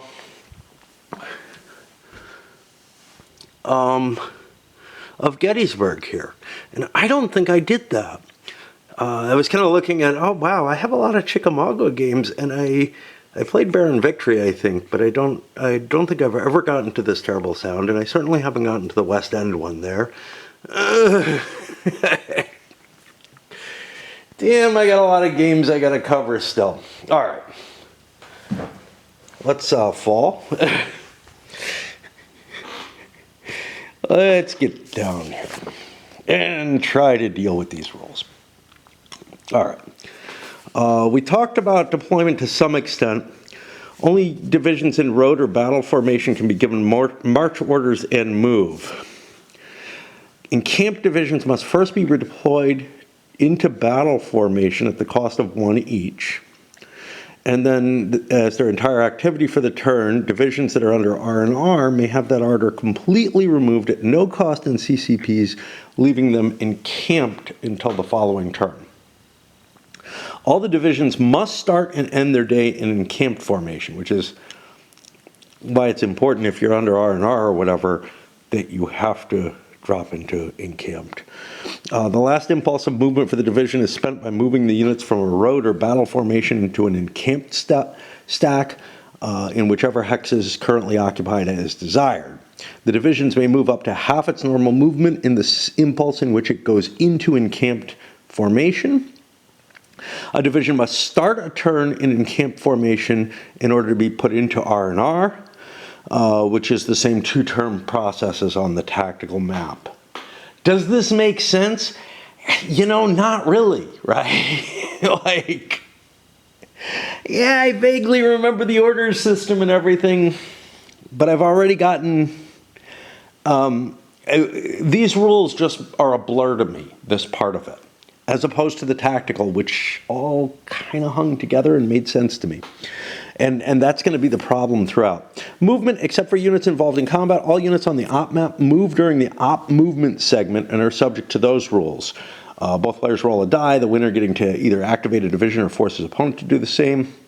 This is repeated until all divisions eligible for op movement have moved. As usual, divisions being activated must each take an activity roll to determine their movement allowance. That'll be a multiplier on their different movement. They can only move by connected road hexes of various types. All right. You may not switch from op map to the tactical map during movement. However, if you're in the op map and you run into an enemy moving on the tactical map, you're immediately deployed on the tactical map and treated as any other unit under march orders. At the end, so note, you can move around on the ops map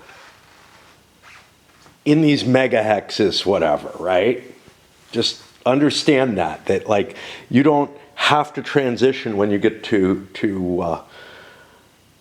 get to the Gettysburg area onto the map. So you can move around hidden, and that's a big deal because that's going to allow for the big kind of sweeping outflanks and whatnot within the tactical map because you're still in double blind here. Okay. When moving out of battle formation, the units making up the division move one at a time with the division leader first and the wagon last. Without having to write orders, this forces you to commit the divisions to a specific direction, down a specific road. If the division moves, it must be in the direction shown by the division officer at the head of the column. Again, it feels kind of like a blur. I'm like, okay, the words make sense. The meaning is kind of there, but it's just not settling in with this real picture as to what I'm doing here. Except I guess I have to direct my forces when I'm over there. It costs 1 ACP or CCP and an entire impulse of action to reverse the direction of a divisional road column. You've reversed the position of the leader in the wagon. The same penalty and process applies in the case where the head of the column has ended a previous turn or impulse starting down one fork in a road, and you now wish to take another. Okay, fair enough. To reflect the different manner in which they are used in an operational sense, cavalry divisions and independent brigades are not restricted in their movement in the same manner as infantry. even if the infantry is an independent brigade. The individual units may move in whatever direction as desired and may be separated by a distance in road movement points equal to 3 times the division leader's command rating. Wow! Those, like, independent brigades can cover a lot of ground then.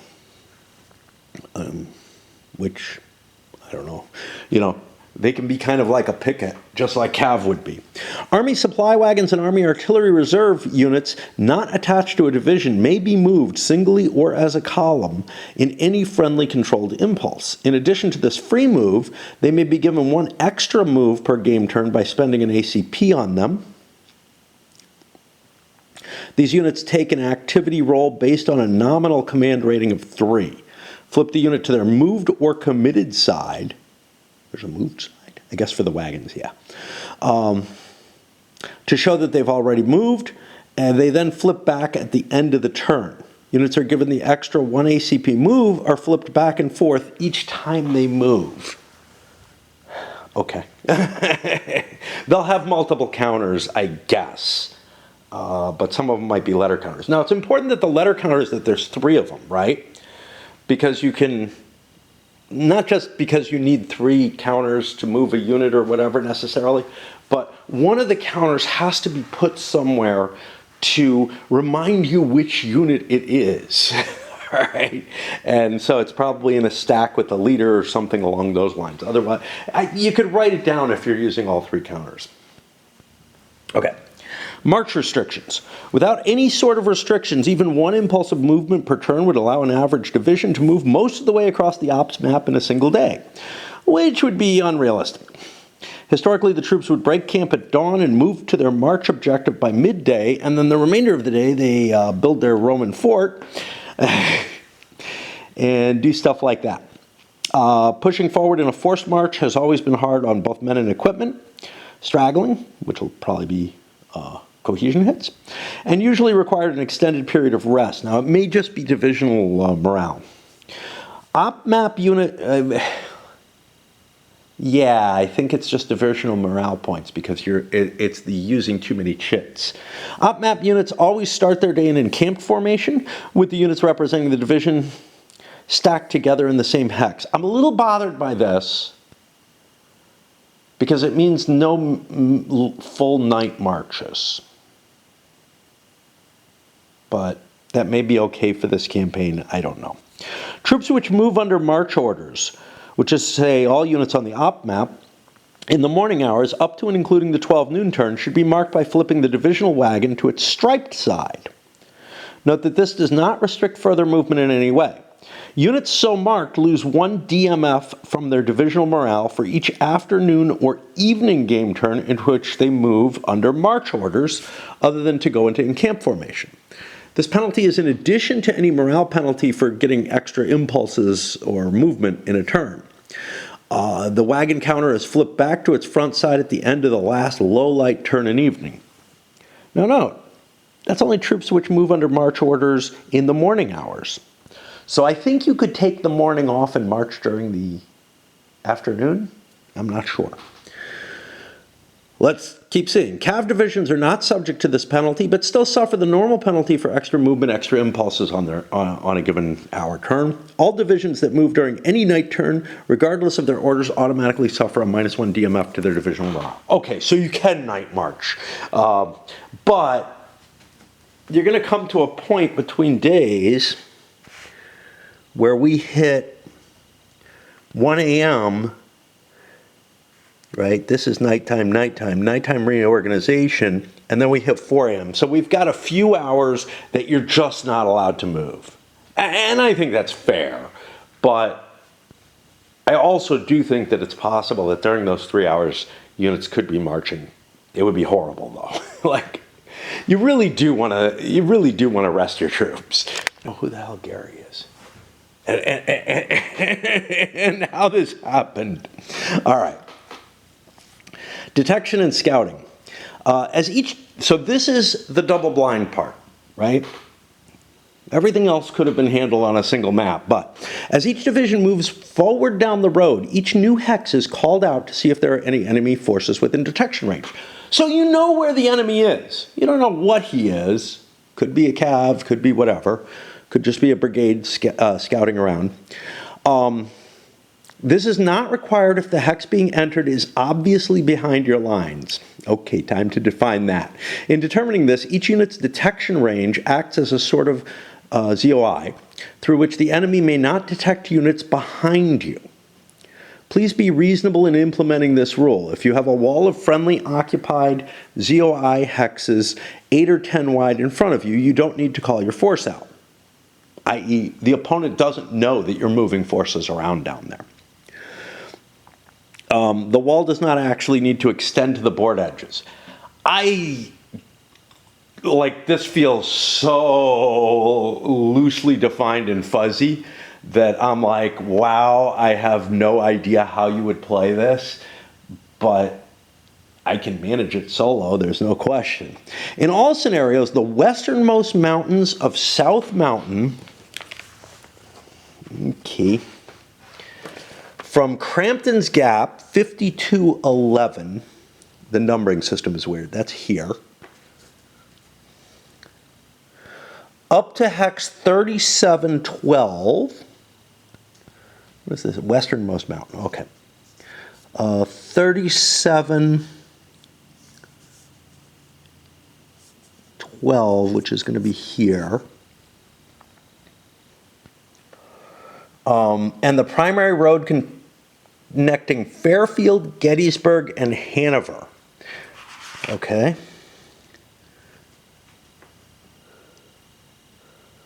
Hanover's over here. I don't know where Fairfield is. Primary road connecting Hanover, Gettysburg, Fairfield. That's cutting right through there. Ooh, that's weird. Okay. Well, acts as a starting line behind which you do not need to call out your advancing units until the situation requires a change.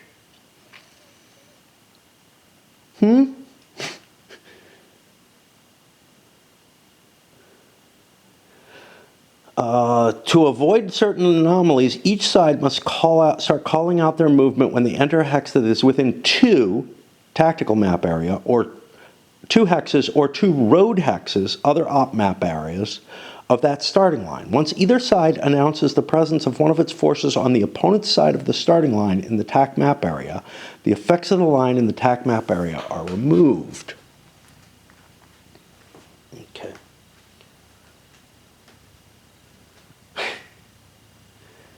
So, since the Confederates are to the north, they're going to be, I guess, running the west here.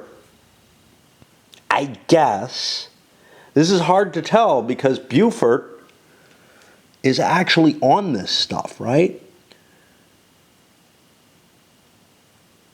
3712 is here. I mean, he's right there, but he's not on the TAC map area. So what does that mean? I don't know. I really don't know. I think that the Confederates don't have to announce anything back here, but we don't have a prohibition there yet.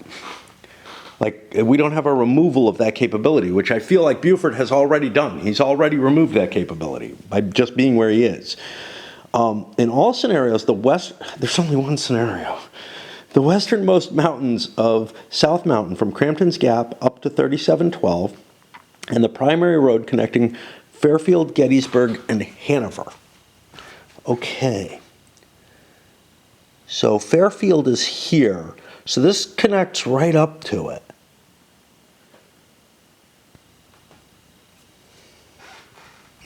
That's the line. And this, you know, I just read this. I didn't have the maps in front of me, so I'm just like, okay. Acts as a starting line behind which you do not need to call out your advancing units until the situation requires a change. Once either side announces the presence of one of its forces on the opponent's side of the starting line in the TAC map area, the effects of the line on the TAC map area are removed. Seems to me that it would be on either side. Like, it doesn't matter that it's TAC map. It should be the ops map as well. Like, I don't, first of all, it exists as a restriction. Otherwise, here's what happens.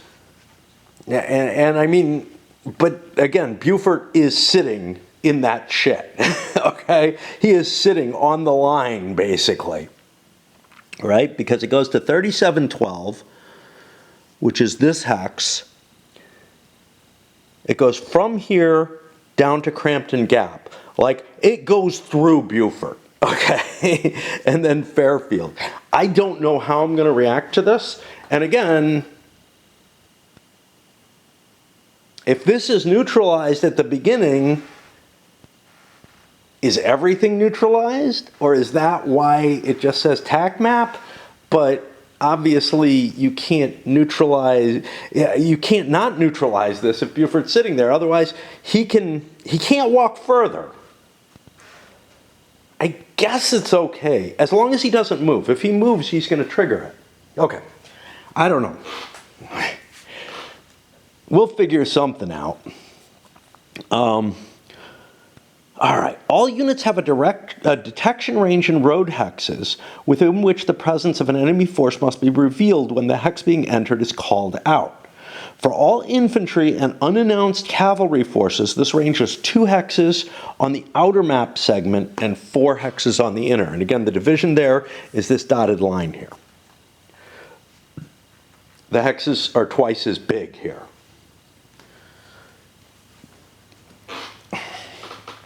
Moving cavalry units, which announce themselves as such, have an extended detection range of 3 outer and 6 inner. Non-activated cavalry units may force a moving enemy force to reveal its presence at this extended range by announcing that, hey, I'm Cav. Activated cavalry forces that do not move may call out a Cav search based on their current position, which increases their direction range to 4 outer and 8 inner. And again, like, it all the words make sense and the meaning kind of does, but I'm just kind of like, wow, this is all done in such a loosey-goosey fashion that I'm like, hey, how am I going to remember all this? It's almost like a set of notes that somebody writes down before they put the rules together at this point. In any case in which a unit's detection range extends into both inner and outer zones, figure it out proportionally. I'm going to give an example of that. Here we go. Detection ranges on the innermost map segment corresponding to the tactical map are measured in all directions, not just by road. And were you allowed to move on the tactical map? Not just by road? I don't think so. I didn't know this was by road. Yeah, I'm really not sure that this is by road either.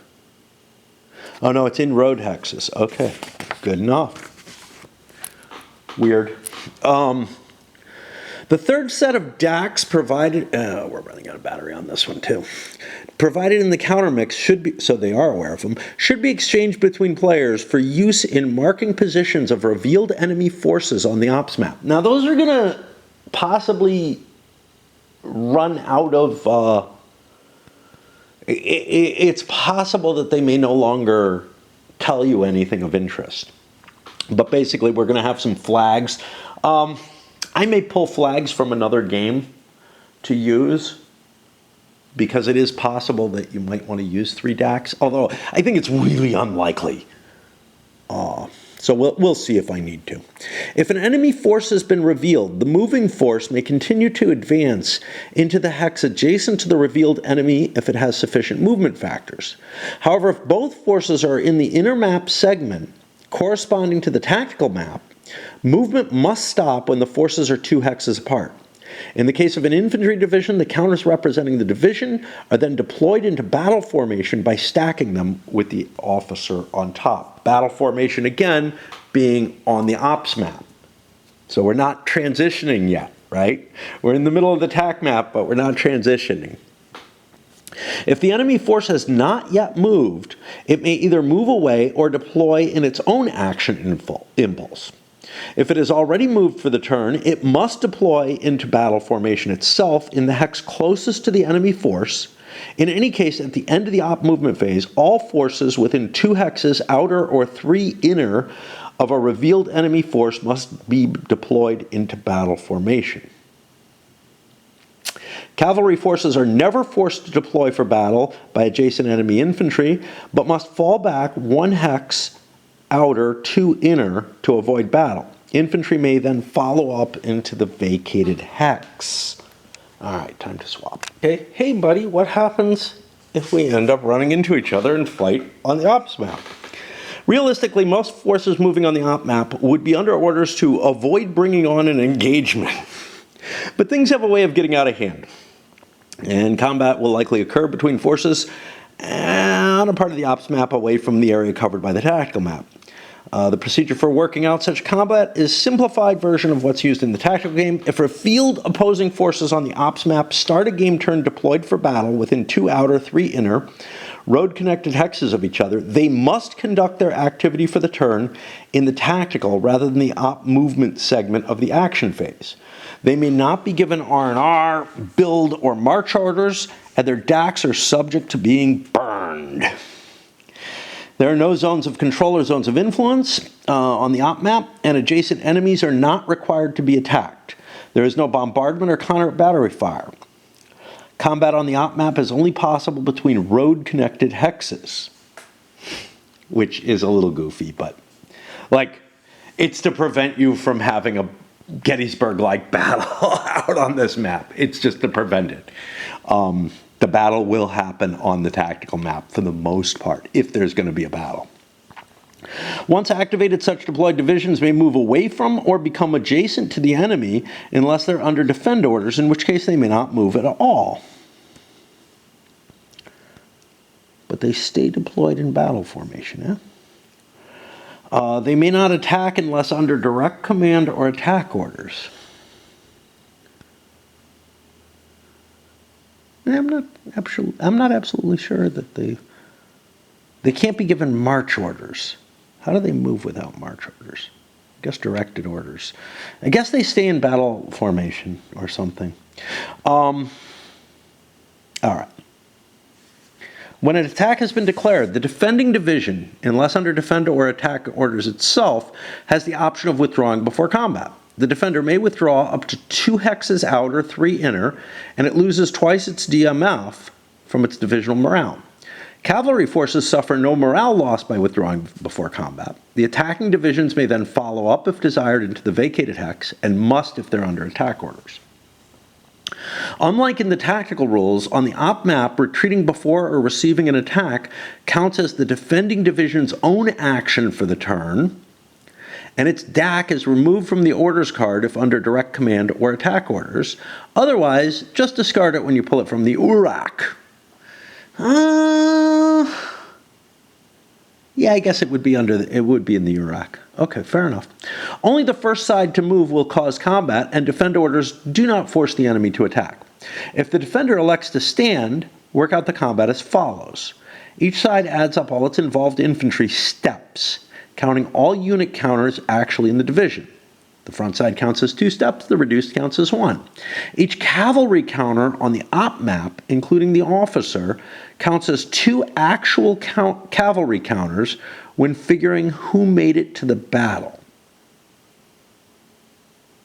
Now, if you'll remember, you don't deploy all your units on the board, and the cavalry are deployed, I think, at like 1 per 3 or something like that. So you might be able to get like 2/3 of your cav force into the battle, but that's it, if that's the case. Any shortage just represents those still out as vedettes. I think that's how you pronounce it. Add in steps for each involved artillery unit, once again counting all actual counters, not just those on the op map. Artillery steps vary with the defender's terrain and whether it belongs to attacking or defending forces. So the attacker, and then the defender is in each of these. So if you're in clear terrain for the defender, artillery counts as 3 or 5, but it gets reduced as the terrain gets rougher. Compare the totals to get odds, and roll on the ground combat chart. You get DRMs for combat odds, divisional leadership, defender terrain throws in an odds modifier as well. The defender will get the inverse of the DRM, and then each side's individual roles may be modified for attack and defend orders, just like in the tactical game. Combat losses, though, are taken in step losses rather than cohesion hits. So that hour of fighting can be quite intense, eh? Each step loss is one counter flipped or eliminated. No unit may be eliminated until all have been flipped. Artillery may not be the first unit eliminated, but they can be the first flipped. Doubles on a combat roll triggers one ammo depletion roll for the entire force. Take a separate roll for each attached Army Corps Artillery Reserve battery or brigade. A failed ammo depletion roll eliminates one artillery counter, which is then available for reorg. And remember, artillery kind of reorg better than regular units. As in the tactical game, each infantry step loss drops divisional morale by 2 and marks one morale box, as permanently lost.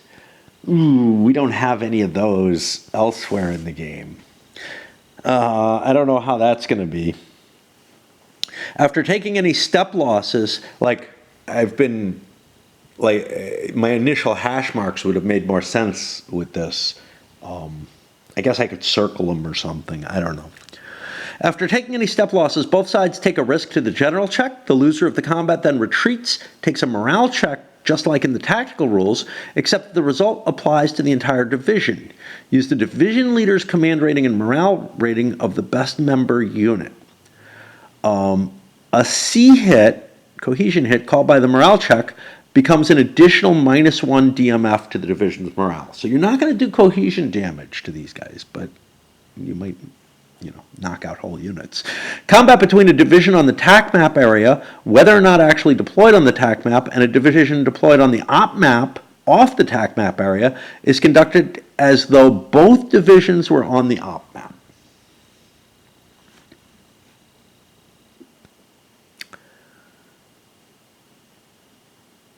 Okay, let's go to the next. Deployment between the tactical and ops map. At the end of the ops movement segment, divisions occupying hexes on the ops map corresponding to megahexes on the tactical map, and vice versa, may be deployed from one map to the other at the owning player's discretion. In the case of divisions in battle formation due to proximity to the enemy, such redeployment to the tactical map is mandatory. So you run into the enemy on the ops map in the tactical area, and yeah, you're gonna get to play. Put the lead unit of the division on the tactical road hex closest to the center of the mega hex occupied by the division's leader, with the balance of the division's actual units trailing down the road in the proper direction. The division's leader should be stacked with either of the first 2 units on the road. Now, these hexes aren't very big, so some of these units are gonna extend quite a ways back, I fear. And not be deployed in combat formation and whatnot, obviously. The division's leader should be stacked with either of the first 2 units on the road, and the division wagon, if in use in the tactical game, the options. So you have to use the wagons to play the ops game, but you don't have to use them on the tactical board. That's an optional role, which we haven't gotten to yet, but we've gotten a lot of hints about it. Basically, those wagons move around and they perform a resupply functionality, and also for build.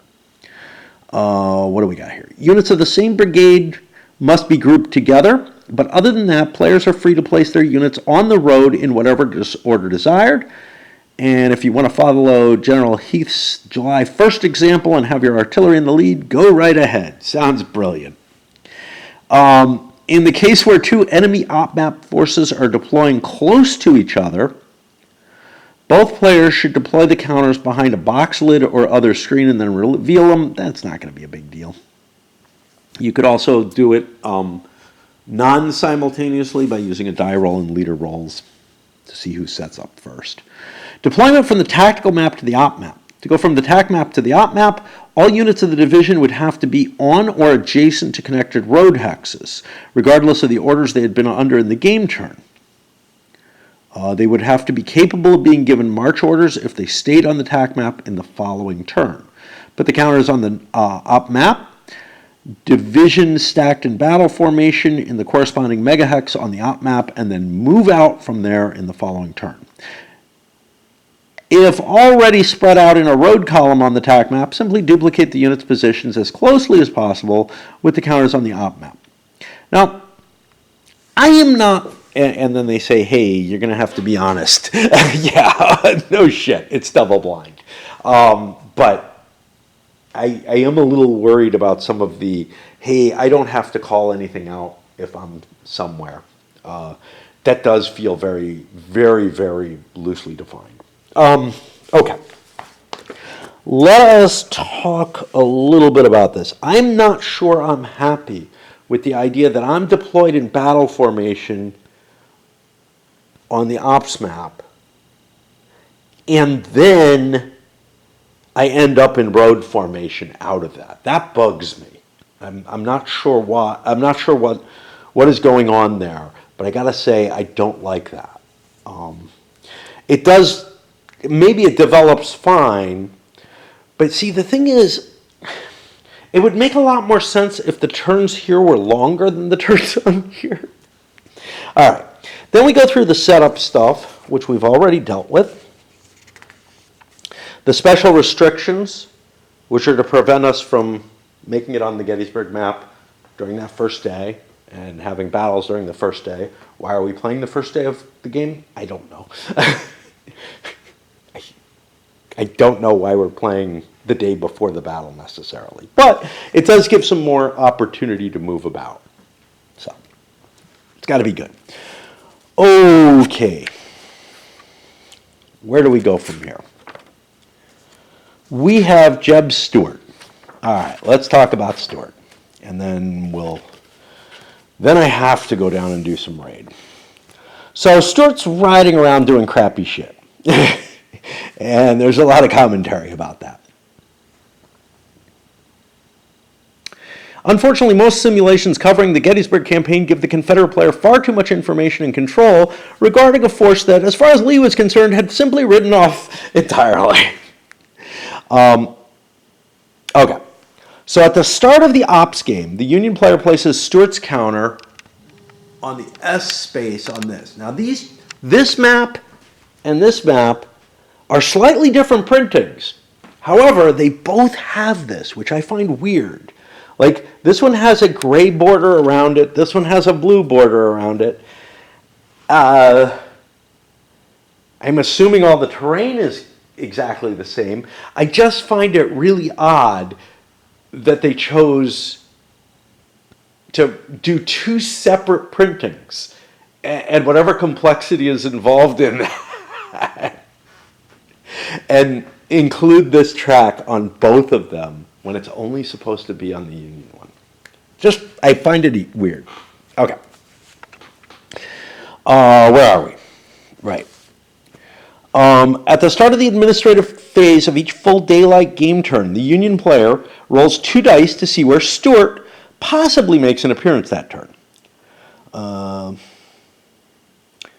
Before the Stuart roll is taken, each player rolls a die. If the Confederate player wins, a Stuart roll is made in the current turn. If he wins by 5 or more, the Stuart counter is first moved up the track 1 space.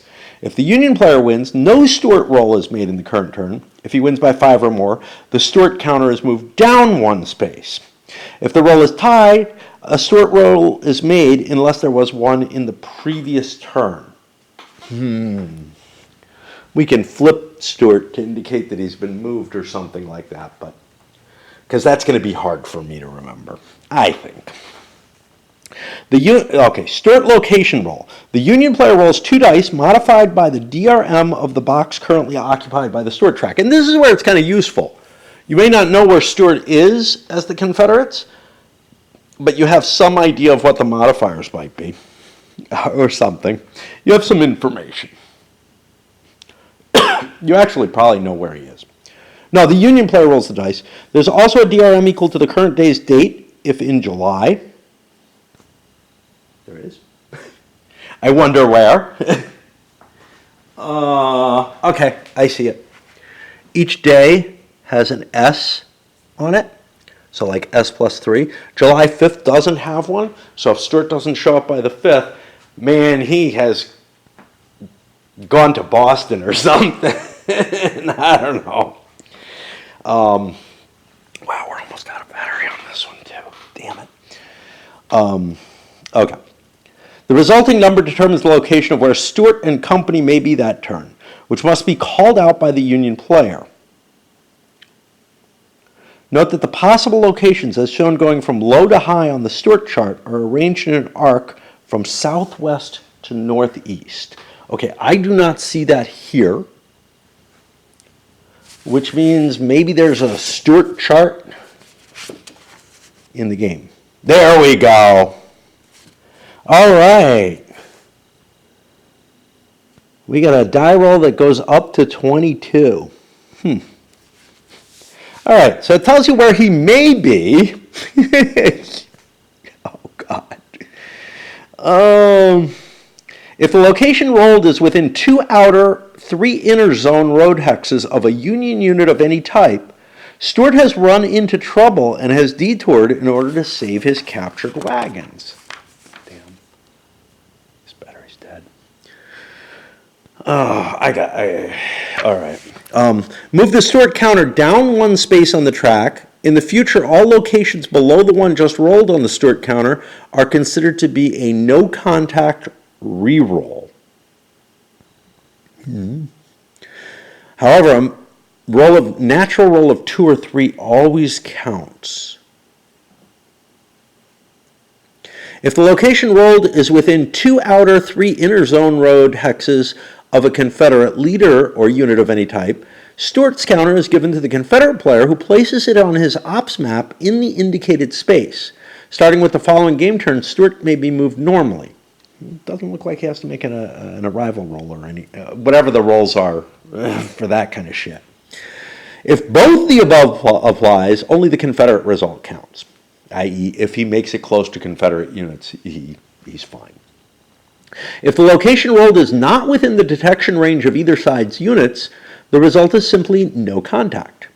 No contact reroll. Once certain locations have been designated as no contact reroll, any further Stuart roll giving that result gets 1 reroll per turn. The second roll stands regardless of its result, which means he's moved further up, I guess. And that looks north. Yeah, below the one rolled. So he'll be moving further north trying to find the Confederate army, which is to the north, so that's cool.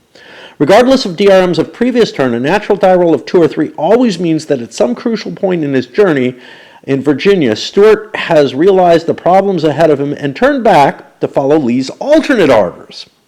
At the start of the following turn, Stuart's division is placed on the Confederate player's map on the Sharpsburg Road, which is 5208. And let's take a look at it here. That looks like it's about, oh shit, that looks like it's here. Please don't start at 1. I don't know. Okay. If this space is within 2 road hexes of a Union unit, Stuart will then appear instead at Williamsport, 4706. That sounds a little healthier. That's here.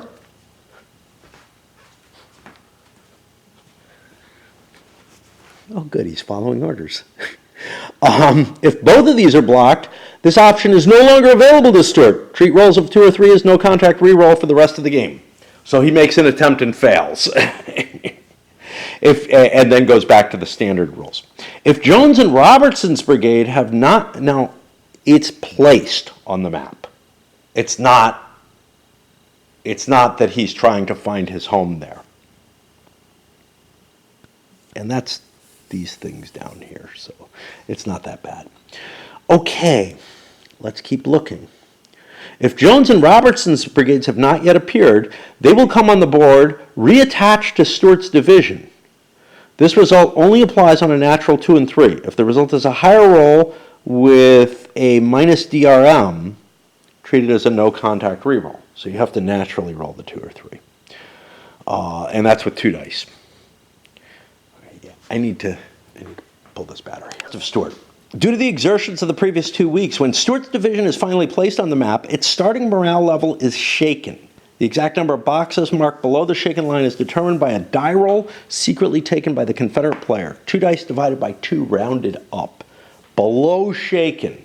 So he's going to be potentially pretty fucked. The wagons. Stuart has 100 or more wagons he's captured just north of Washington and then dragged along with him. Now, Lee would have liked these, but he would have rather had his cav. These are represented one of the Confederate Army supply wagons counters. I've got it under Stuart right now. Place adjacent to Stuart when he shows up, unless, of course, he gave up and came up the valley, in which case he abandons them. So if he does that special thing and gets Jones and Roberts, he gives up the wagon. Awesome. That wagon counter is worth 20 victory points to the Confederate player if it's still in his hands at the end of the game. Cool. To show the slight chance that Stuart might have come to his senses and burnt the wagons to rid himself of them, he rolls a die at the end of every Stuart roll that does not place him on the board. On a roll of 10, pretty likely, he burns the wagons, and then there'll be no victory points, but Stuart moves up his track 5 spaces because he's just so much faster then, and is more likely to show up near Lee. All right, we will get to the very optional rolls, and I'll swap this battery with that other one. This one's pretty healthy, and I'll see you later. Welcome to Thursday, I guess. I woke up late.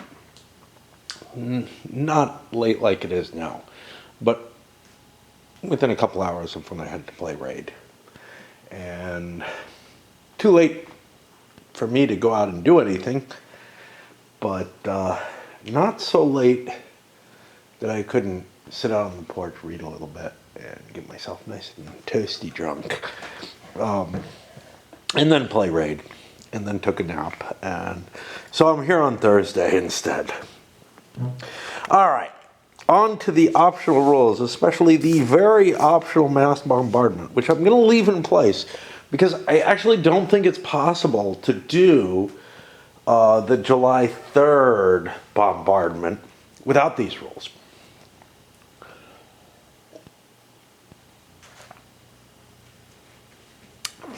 So we're going to hit them. Am I going to use them in the play? I don't know. They may be too painful. We'll see. As they say, considerable amount of bookkeeping. Yeah, but it's bookkeeping that's like the pre-planning points when it comes down to it. Mass bombardment is a special segment at the start of the action phase before the first regular action impulse.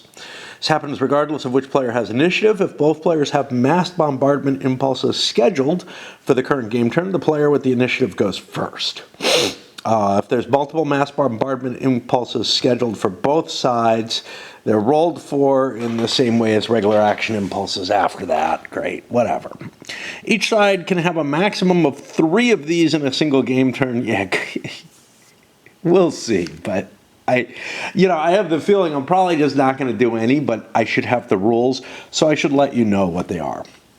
I noticed the intro A video is 4.5 hours. My God, I have gotten bloated, and not just in terms of the time and the rules, but in terms of my body. Each MB impulse costs 12 bombardment command points. Each army command point spent on other turns will give you 2 BCPs. Core command points spent give you 1. Core commanders can only spend CCPs on this if they command some of the guns that are going to be involved in the bombardment. BCPs must be purchased and designated the same way as pre-planning points. You can only set up MB impulses on a future game turn, never on the same turn in which you generate them. When marking them down, they must be designated as such separately from any other PPs. To participate in an MB impulse, an artillery unit must be within the command range of either an Army artillery officer or an Army or Corps leader qualified to command it. Artillery officers have a command range equal to 3 times their command rating. For purposes of MB, Army and Corps leaders have a command range of 1. All participating guns must have a range and LOS to reach their designated target hex. None of this sounds too exciting so far. Within this restriction, however, the bombarding player is free to choose whichever target hexes he desires. Now, what was the cost again? It's like 12 of these, right? Yeah, okay. As long as each such hex contains at least 1 enemy combat unit.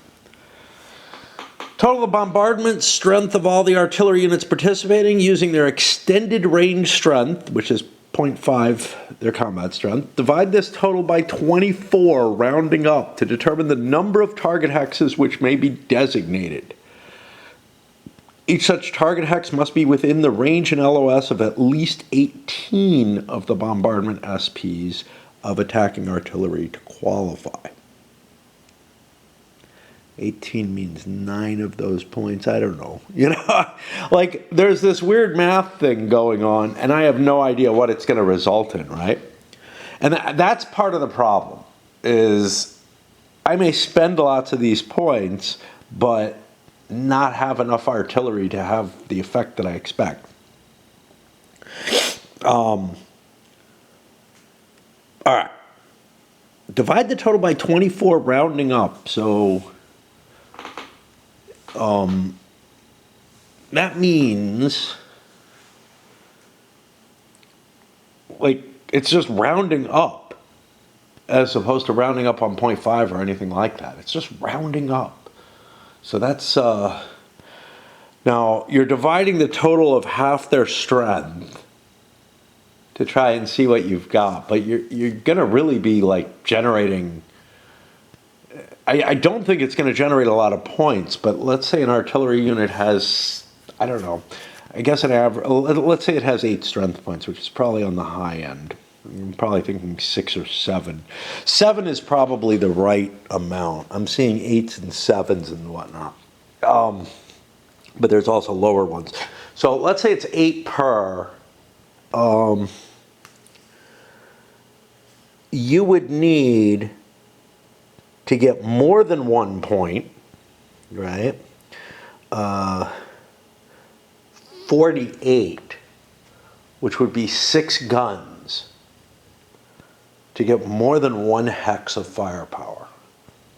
And now, that 1 hex is generated by 48, well, it's generated by at least 18, okay? The second hex requires you to put 48 points in. And, you know, you only have to have 18 within range of it, so it's kind of weird. But anyway, yeah. I think you may be able to fire with units that would be beyond range, like effectively. I mean, they must be within range of the artillery. They must have range or line of sight to reach their designated target hex, but it's not just 1 hex, right? The number of hexes, I don't know. I'm like balancing this in my head, and I just don't know. All right. Each designated target hex will be attacked by 3-to-1 odds. That's a lot more. Like normally when you fire an artillery, let's say you're firing just 1 artillery, it would be like 2-to-1 odds. But if you're firing 18 points of artillery, you're getting like 4-to-1. So, well, I don't know if you could fire that many at once. And that's the whole problem. You can't fire that many at 1 hex normally. So you're getting a greater concentration of fire with this. Subject to other DRMs for defensive terrain, etc. All hexes adjacent to the target hex are attacked with a -2 DRM.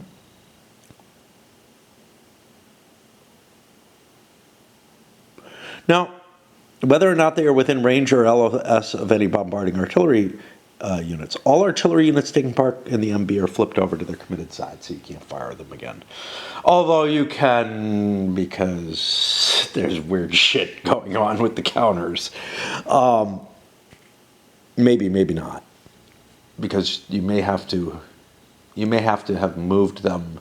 You may have to have done something with them, with the particular core rather than this mass bombardment in order to double act with artillery. But so I'm a little iffy about this -2 DRM. I think that's instead of the +3 DRM. Like, they're attacking at like 1 to 2 odds on the adjacent hexes,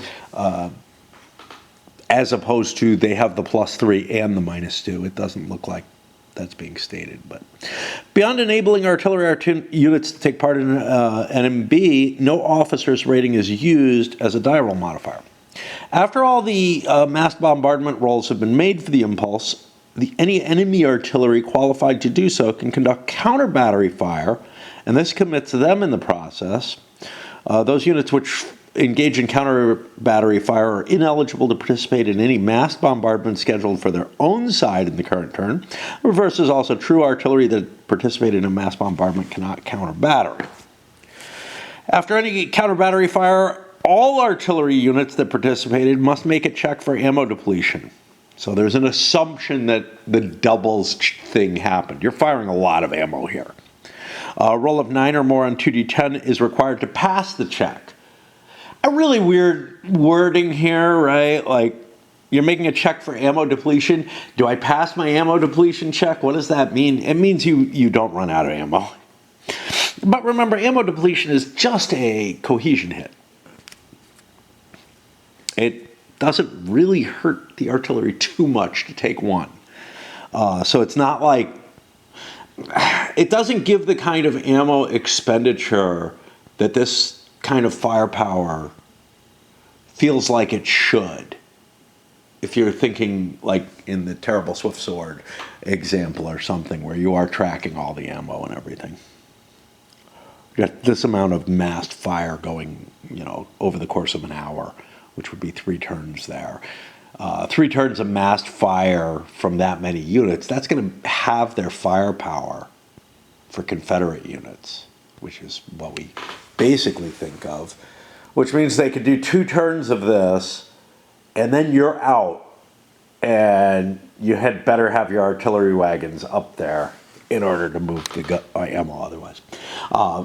In something like Thunder at the Crossroads, ammo's not really tracked. Like, ammo is tracked, but it's how much you have for the battle. You don't really have to worry about the wagons carrying it around. Yeah, this is why I've gotten so verbose. Sustained bombardment and visibility. To represent increasing difficulty of maintaining accurate fire through the thickening smoke, each subsequent MB impulse taken in the same turn generates a cumulative -1 DRM on all such MB rolls. So here's the thing. I think, like, you're committed after you do mass bombardment. So you're not just firing more shots into the same, from the same batteries. You're sending another set of batteries to fire, which maybe aren't going to have that smoke in the way. We may have to think about that, like, if mass bombardments are happening on widely different, we should say disparate, right? It's not that hot. I'm not losing my words. If there's a great distance between the 2 firings, I don't think they should impact each other. But if you're concentrating all your fire on Cemetery Hill from like a couple of different locations, yeah, that smoke's going to matter. The final such -DRM is also applied to any bombardment rolls taken by either player for the remainder of the turn, providing that the firing unit or its target is within 6 hexes of any bombarding unit or target hex involved in the MB. So here is what I would make the distinguishment. If I'm firing a mass bombardment at Cemetery Hill and another one, up there near where the railway cut and whatever is, well, that would be back that way, they don't count. They have to be within 6 hexes of each other. But that's just using common sense instead. And we might put little markers on the board to indicate this, because it's just not going to be a big deal. Mass bombardment does not in any way restrict the ability of units which were not involved to conduct movement or combat as per normal rules. See the designer's notes. Artillery units that participated in an impulse of MB remain committed for the remainder of the turn. There we go. And they may not be commanded or reactivated for any other use for the balance of the turn. As always, they may conduct counter-battery fire if they are themselves targeted later in the turn. Units that conducted counter-battery fire while on the receiving end of an impulse of MB are not under this restriction. They may be commanded and reactivated later in the turn according to normal rules. Allowing other units to move or fight normally does have the unintended effect of unrealistically compressing time. If you have the CPs available, you could have 3 impulses of MB, followed by 3 impulses of attack impulses by a couple of divisions, all compressed into a single 1-hour turn. See, this is making it sound like my mass bombardment would be the same units again and again. What does it say here?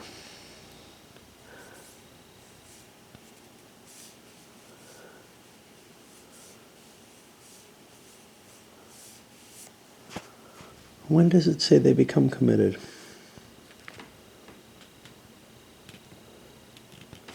I think that's the intention, that I can do 3 impulses with 1 set of batteries, because that's the same thing as I would be doing, but you know, there's a greater and greater penalty as the smoke accrues. And that makes a lot more sense. Now I'm beginning to build up the kind of firepower and the kind of ammo depletions that kind of feels about right. The time compression issue seems to clarify this, which is to say that, look, if guns over, you know, if one set of guns is firing 3 times in that hour, the attack, the charge across the field shouldn't be happening during that, right? Like if you're doing, say, pre-fire and then Pickett's charge, that something weird is happening with time there, right? Like if the pre-fire is happening in the turn that the infantry units go. And that's what this is trying to explain. And then what they say, a good description of Pickett's charge, yeah, a more realistic alternative, having MB impulses take place after the normal action phase, would allow the defender to remove the shaken markers from all the units, etc. So the idea here is, let's be able to beat up and soften up the enemy with this continuous sustained bombardment. That is a lot of guns happening at once, that's a lot of bombardment happening at once, just before the enemy strikes. And it's okay, like you would think back, basically what you do is you project back and you say, look, the bombardment actually was happening before the actual attack happens, right? Anyway, the 3 impulses in a turn, remember the turns are an hour each, means that each action by an infantry unit is about equivalent to the length of time that turns take in Terrible Swift Sword, Thunder, Last Chance for Victory, etc. But what you've done in this game is you're making a penalty in terms of, this is outside the artillery aspect alone, you're making a penalty for units to operate all 3 turns in an hour, right? They can operate in one without a penalty, but as you take more and more activity during that hour, you're starting to accumulate the divisional morale hits, which is the effect of fatigue, something which Thunder at the Crossroad does not handle. TSS tries to handle fatigue, It is a limitation that's worth putting into the game, but it's not enough. And it's just like the orders in Thunder are not enough. You kind of need to put it all together. And I'm hoping that this game actually generates, although we're not tracking individual casualties, a more believable level of activity than most tactical Civil War games do. Wow, I spoke a lot there. And now my poor voice is threatened, and I need to swap batteries, and I kind of feel like I need a break before I go to weather. Now, most Gettysburg games don't have a weather segment. This one, again, it's an option. But historically, the commanders didn't know that they were going to have 3 days of good weather. This, in conjunction with the fact that the game takes you out to July 5th, if need be, means that, you still got enough time to fight this battle. Let's see, what the might have happens a little bit more clearly. All right, I am going to need to break a little bit. I replaced the battery, but felt like I had to complete the thought there. Telling the rest of the philosophy of this game. Of course, we can't have some simple kind of just a little check for what kind of weather there is. Look at what we got here. A whole track for the weather. We got the ideas of accumulating flooding happening here. This really is a game in which all the detail, anything that wants to be explored is explored in as much detail as is possible, I think. I don't see a weather counter. The initiative counter might be able to serve as that. Obviously, you can put whatever you like there. I had to switch to shorts. I thought it was late enough I would feel okay with my normal sweats, but I can't smoke. Okay, so during the setup of the game on the first turn of the game day, place the weather marker. Claims there is one. I don't have one. They say front red side up. Well, I got 3 of those markers that have a red side only. Again, maybe I'm missing something, like maybe it's in some place that I don't expect, but I don't mind missing this. Place the weather marker front red side up in the clear weather space marked with the asterisk on the weather track. If any of the previous day's evening or night game turns were rain, then the weather marker starts in the overcast space instead. Then during the weather segment for each subsequent game turn, each player rolls a die, total the results, and modify it by the following DRMs. If the current weather is +1 if the current weather is clear, and if it's 11 a.m., 12 noon, 1 or 2 p.m. on the map.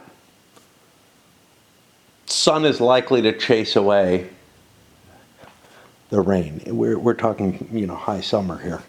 -1 if the current weather is clear, hazy, or high heat, and it is at 6 p.m., 7 or 8:30 p.m. Again, I don't know the why of this. So each player rolls 1 die, total the results, and modify. Okay, so you roll 2 dice and add the modifier. It provides a shift on the weather chart, and that -1 is going to reduce warm and clear weather to an overnight more chilled effect. Still potentially possible, I think, for the heat to continue into the night, which may feel a little weird, but this is the Northeast, and I can tell you that there have been nights there where it's too fucking hot. And like you can't even sleep, it gets so hot. And it may seem a little weird to people in most of the country, but yeah, we're talking about the latitude that I spent a lot of my life at. it always surprised me when, and you know, usually not in July. It usually would happen in August. I mean, even up in Buffalo, we had nights that like got too hot. That's why air conditioning was invented. I don't seem to need it here, even when it gets over 100 degrees. It's like I have a basement. The results are added together and compared to the weather chart to see if there's any change. If so, the marker is moved. The weather conditions can get no worse than heavy rain or high heat, regardless of the results. So, we're not going to see my famous or infamous 999 degrees at night Phoenix weather report.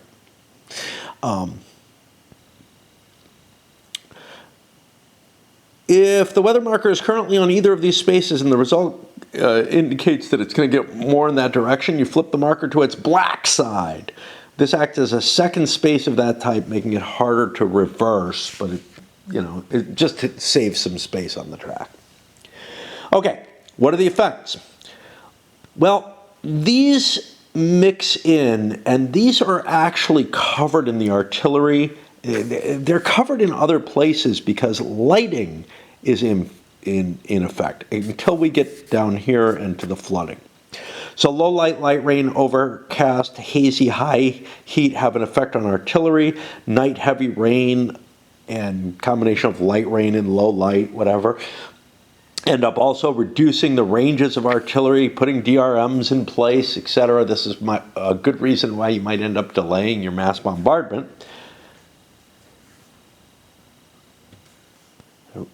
I don't think there's a reason to delay it for the Napoleonic, for the Waterloo one, which is the ground's too soggy, the artillery won't hurt anyone. It'll just splash. Weather effects, heavy rain and high heat. Okay, this one goes heavier though. In those two extreme versions, all units get a -1 DRM on ground combat and morale rolls. Any division which moves more than half its basic movement allowance or which engages in ground combat, either as attacker or defender, whether or not under attack or defend orders, gets an automatic additional demoralization factor to its morale. This is in addition to whatever else it gets off the turn. So, very good disincentive to be attacking. Or defending, for that matter. It's no fun doing either, but you'd rather just be like hiding and grumbling in your tent. Okay, now we go to the following very optional rules. Abstractly simulate the effect over time of accumulated rainfall. Sure, we'll play with this. There's a flooding track. I don't know where. A row of boxes on the Confederate morale status sheet. Yeah. So here we have a flooding track. At the start of each game turn, after the weather roll, the Confederate player marks or erases boxes on the flooding track. If the current conditions are light rain, put an additional box on the flood track. If heavy rain, put 2 boxes. If it's the second turn of heavy rain in a row, if the weather marker is flipped on its backside, it's actually heavier. You'll mark in 3 boxes there. So that's actually not second turn of heavy rain. That is, it has pushed beyond heavy rain. If the current weather is hazy, though, which is particularly warm, you erase 1 box. If it's up to high heat, you erase 2. If it's on that flipped over counter, not second turn. I don't have to worry about second turn. It's flipped over counter. Erase 3. I'm going to put the weather marker. I'm going to use one of these. There's no reason. It sounds exactly like what I'm supposed to do. It just doesn't say anything. I could put a little sun on it, but that wouldn't really help. Okay, so what does flooding do? If the number marked in the flooding track is 13 or higher, not marked on the chart anyway, flooding conditions are in effect. All minor creeks are counted as major creeks. Major creeks are counted as uphill cliffs. Hopefully not for line of sight purposes. They say for all purposes. I think we're not going to do line of sight on that. All hexes containing small in-hex brooks or runs. We got a discussion of this in I think somebody was talking about it over in Last Chance for Victory, which interestingly, Barbara did the map for that too. Looks very different, a lot less green and everything. Actually, I don't know if he did the map for it. He did the map for the regimental one. So here would be an Ed Hex Booker stream. Normally those have no effect. They're just there for visual, but now they do. They turn into marsh if it's flooding. All printed marshes become prohibited terrain for all units. We're gonna... So, unfortunately, we don't have a map key. At least not on the map. And there's a marsh. Okay, it looks like a marsh. I was just like, yeah, I don't know what those look like. We do have a key here, but it's in the wrong color, and it makes it harder for me to process. I don't know if it's going to make a difference when it comes down to actually trying to figure it out. Units in swamp hexes, when flooding occurs, must exit in the current turn and automatically become shaken. All roads turn into trails for purposes of crossing any of the above streams or entering marsh terrain. Existing trails simply reduce the movement point cost factor of crossing or entering the terrain by 1. Instead of their normal, they just cost 1. Okay, supply wagons. You need these for the operational game, really just to mark the size of the units of each division. But in the tactical game, it's optional in order to keep the logistical side of the game as streamlined as possible. Yeah. Why? Everything else is not. I don't know. Barbara seems to have had the impression that, like, he's created something more streamlined than the CWB series, which I simply cannot accept. Oh, I wanted to check. All right, we'll continue, and then I'll get to that if I remember. If players desire to try using them, the divisional supply wagons arrive with the division's leader, yeah. The actual rules for the effects of wagons on movement, combat, and resupply are already in the appropriate sections. Yeah, we've seen them. Army supply wagons and artillery reserve wagons may provide supply to all units in their respective army, both infantry and artillery. Basically what they do is, if you want to recover cohesion hits, you need to be within range of one of these to be able to do so efficiently. And it's because ammunition and recovering stragglers is all the same thing in this game for some reason. All right, there's a place where, again, it's just kind of weird. It's like, look at Terrible Swift Sword has both. Has fatigue points that come off. It has ammunition resupply that has to be handled manually. Regular units drop to low ammo. And then it also has some straggler recovery, but that's done on a per night, kind of like the reorganization period here. If you look at the CWB system, it has ammunition recovery, which is very similar to how this works. It has straggler recovery and not so much fatigue. Fatigue is basically accomplished by stragglers. Like, stragglers are an effect of fatigue. So by stopping and resting, you get your stragglers back. This game, the cohesion hits count as two things that are very, very different, and it feels very odd. Where are we?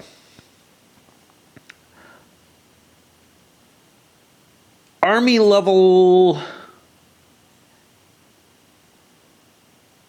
supply wagons are shown on the ops map by using a single wagon counter to represent the whole train. When they arrive on the tactical map, the Union player deploys all 3 wagon units. Okay. So I actually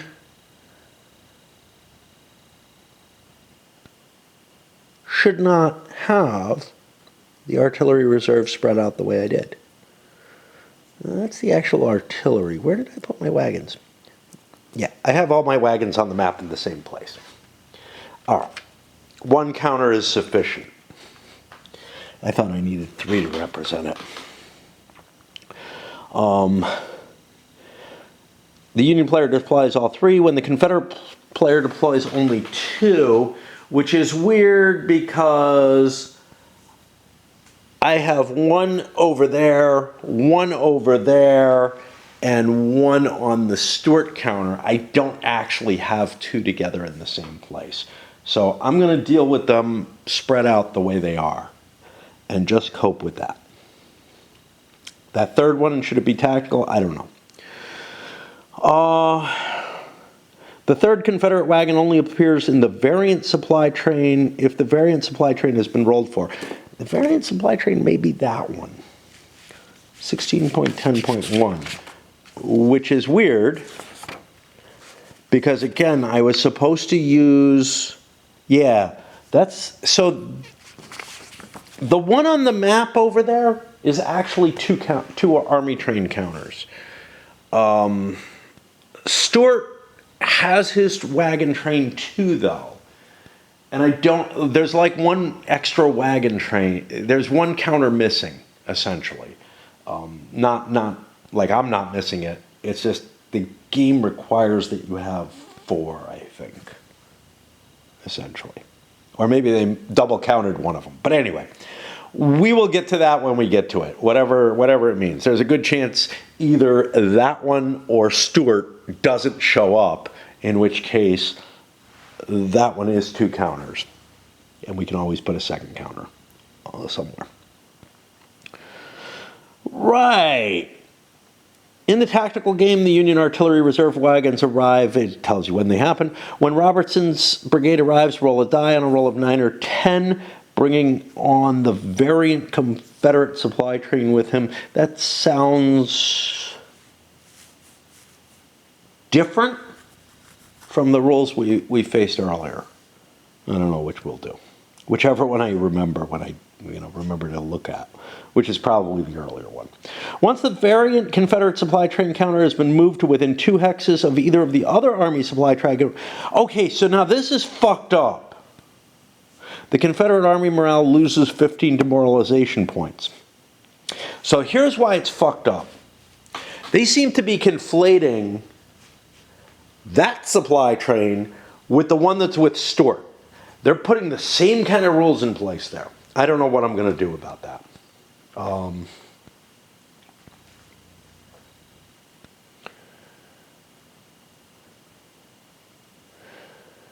And the Army morale penalty for gaining cohesion hits due to ammo depletion is removed for the remainder of the game.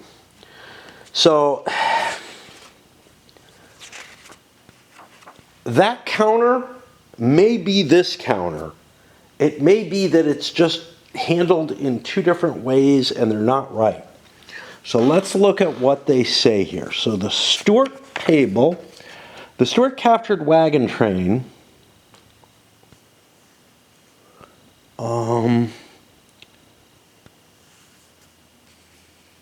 to show the great value, you get 20 victory points.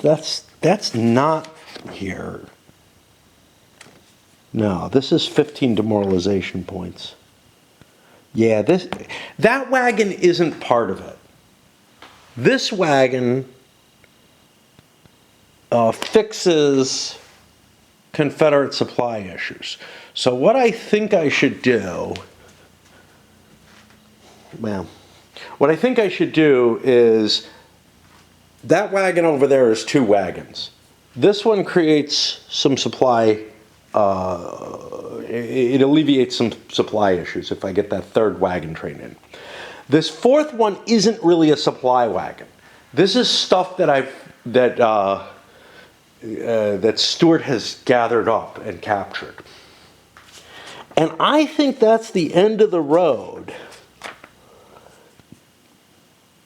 We have a bunch of variants in here that are things that you would change in the game. So let's take a look at what some of the options are. First of all, there's variant units that could have been called into the region and could have been used. Some of them are on the board, like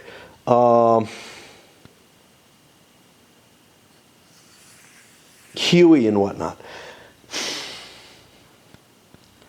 because they're variants to the tactical game, but they are available on the operational map, and I'm going to be using them. And it's sometimes hard to differentiate between, hey, should I be using this variant or not? Is it part of the game?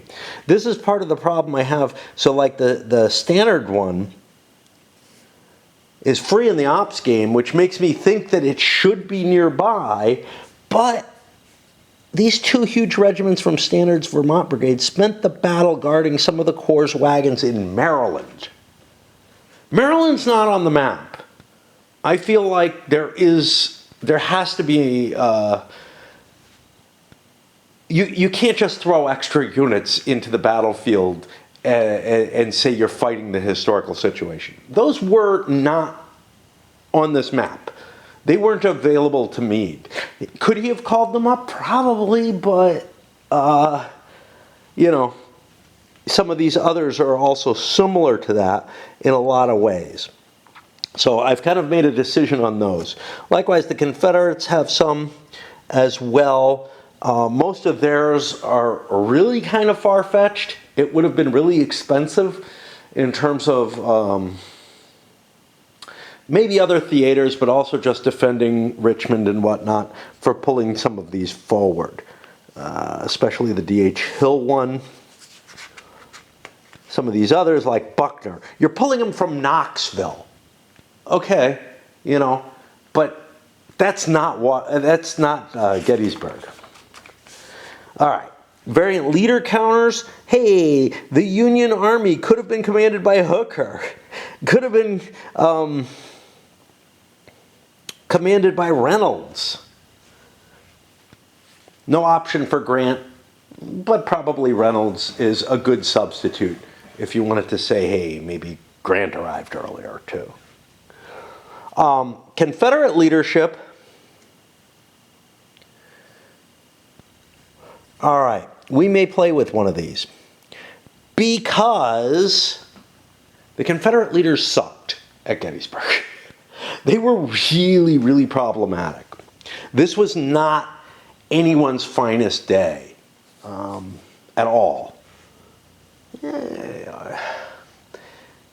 You could make an argument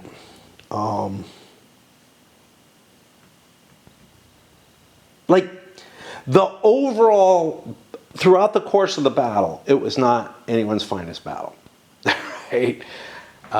Lee may or may not have had diarrhea. As they put here, Longstreet just didn't want to be here. He didn't want to fight the battle.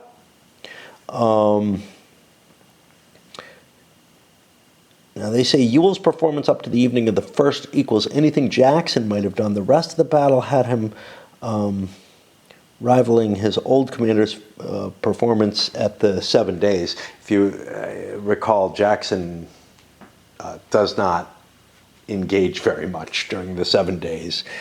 Now I'm trying to see who's 3rd Corps.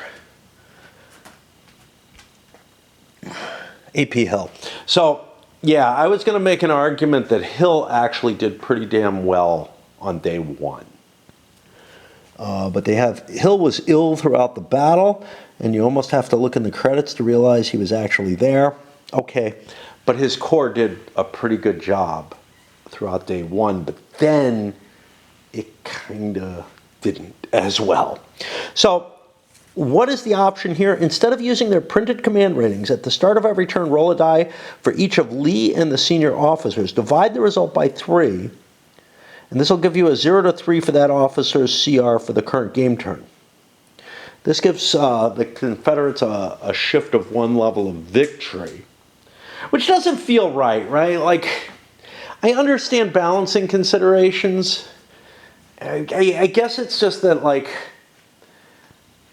my feeling is you win the battle at a certain level or you don't. Not you won the battle given the circumstances. So part of me is tempted to do that, but part of me also likes seeing, how the Confederates should have done. So I think I might neglect that. Most of them I'm going to leave out. Jackson lives here. This takes a number of games take multiple options with the Jackson, which is, do you keep the 2-core disposition that existed while Jackson was alive, or do you split the Army of Northern Virginia into 3-core? This just throws most of that out and says, let's use 3-core. He gives Jackson the 2nd Corps. Ewell gets the 3rd. A.P. Hill will be in command of Pender's division and is Ewell's replacement as Corps commander if he comes out.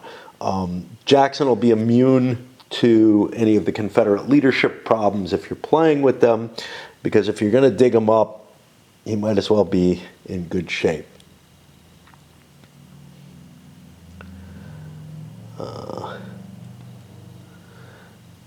It says, I'll forego the obvious morale effects of having to do with wind direction and the effects of weather. Yeah, because they've got him pictured as a zombie in here, so he would stink. Harrison. So, Longstreet Scout Harrison, who I'm not even familiar with, makes his all-important report to Lee over 24 hours before the op game begins, and it allows a whole series of things where the Confederates are more aware of what's going on. Don't want to play with that. Hampton in the 2nd Cav. While Stuart's ride seemed to be a good idea at the time, he probably should have covered his options and left Hampton in charge of the units there. I think we've already worked this out elsewhere. Anderson's division, this is just attack game scenario or modification. Anderson's 3rd Corps division could follow Pender over to Cashtown. It changes where people are. Johnson's division, same kind of thing. Countermanded orders that had Johnson head back down to the Cumberland Valley. So Ewell had him earlier.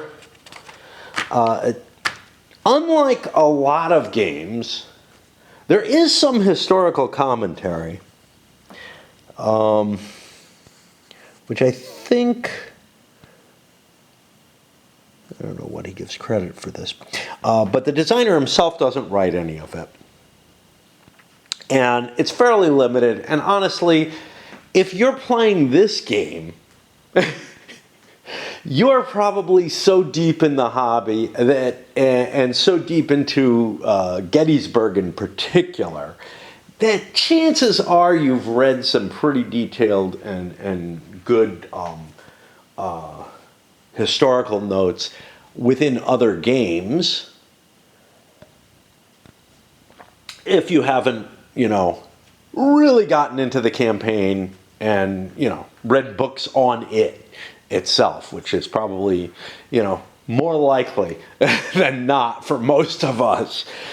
Not so much for me. I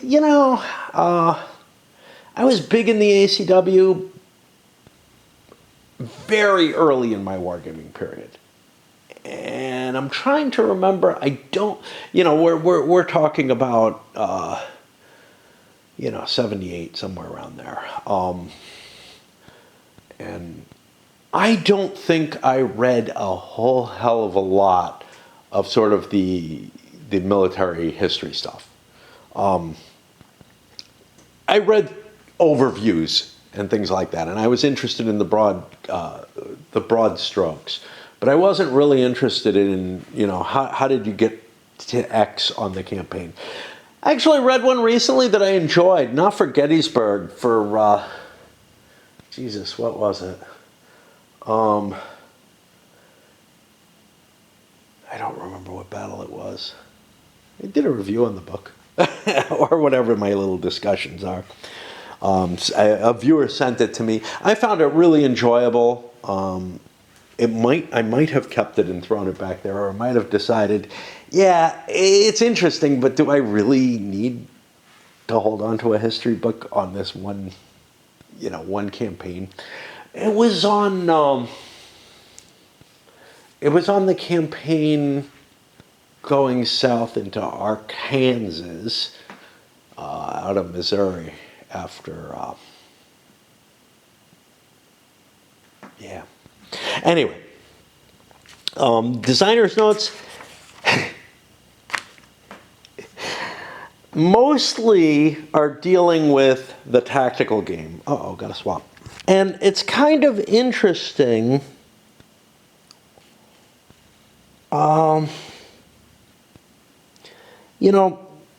See, it's always interesting seeing into the mind of the designer and why they made certain choices.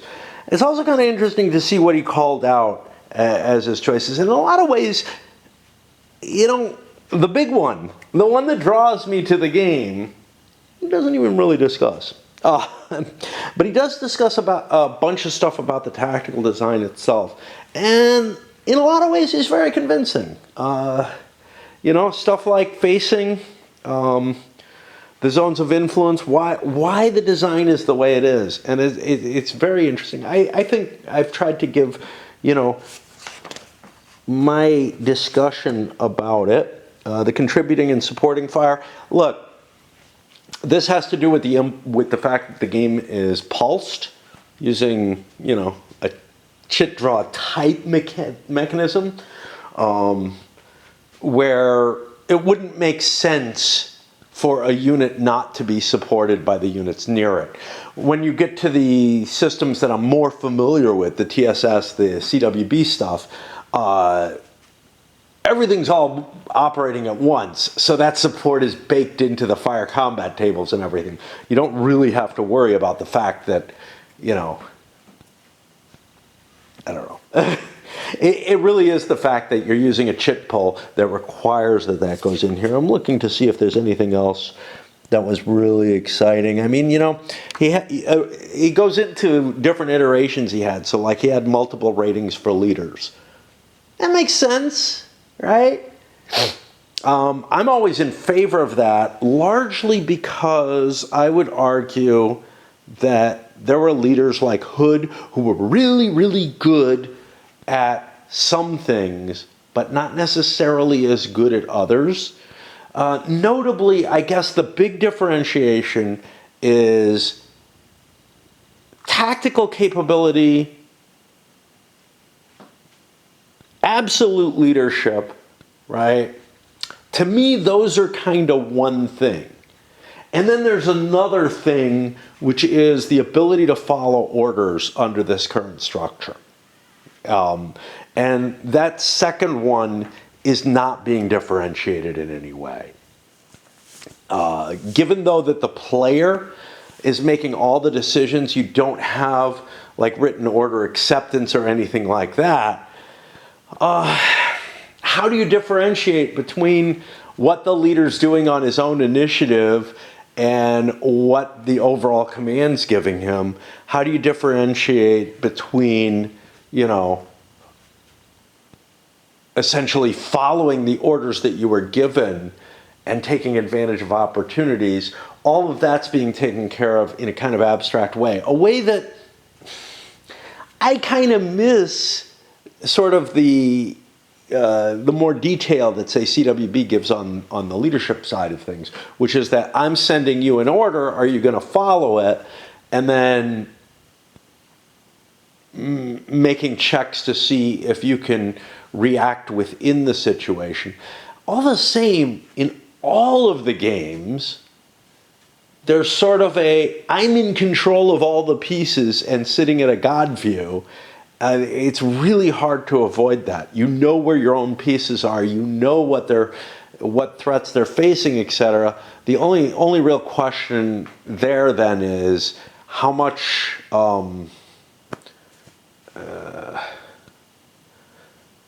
capability do you have to direct your units as sort of no longer really the commander in chief of the army or anything like that. You're not in that role.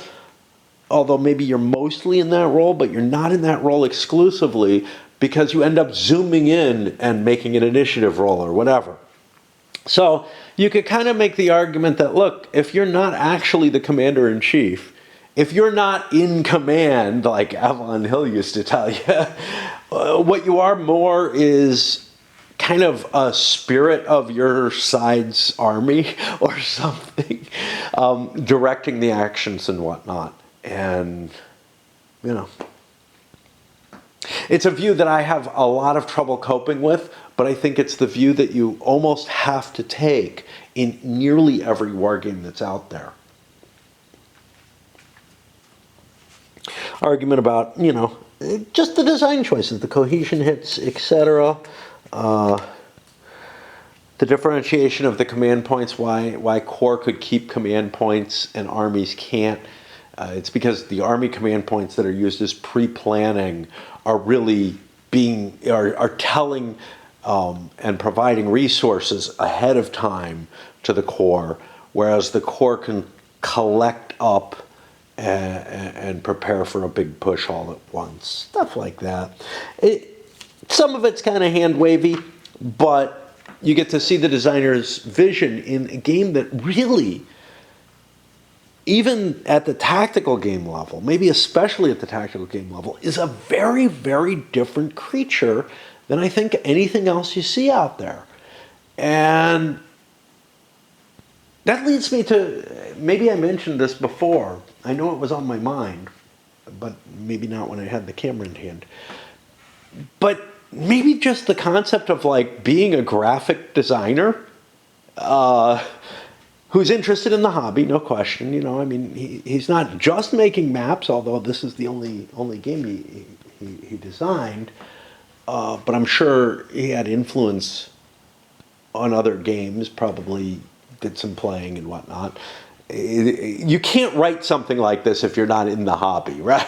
Like this is not a simple entry into it. This is someone who was deeply in the hobby and had real differences to how most games were portrayed. And I'm thinking maybe that side of things just leads to a different way of thought. Because if you think about the Redmond Simonson game, Simonson,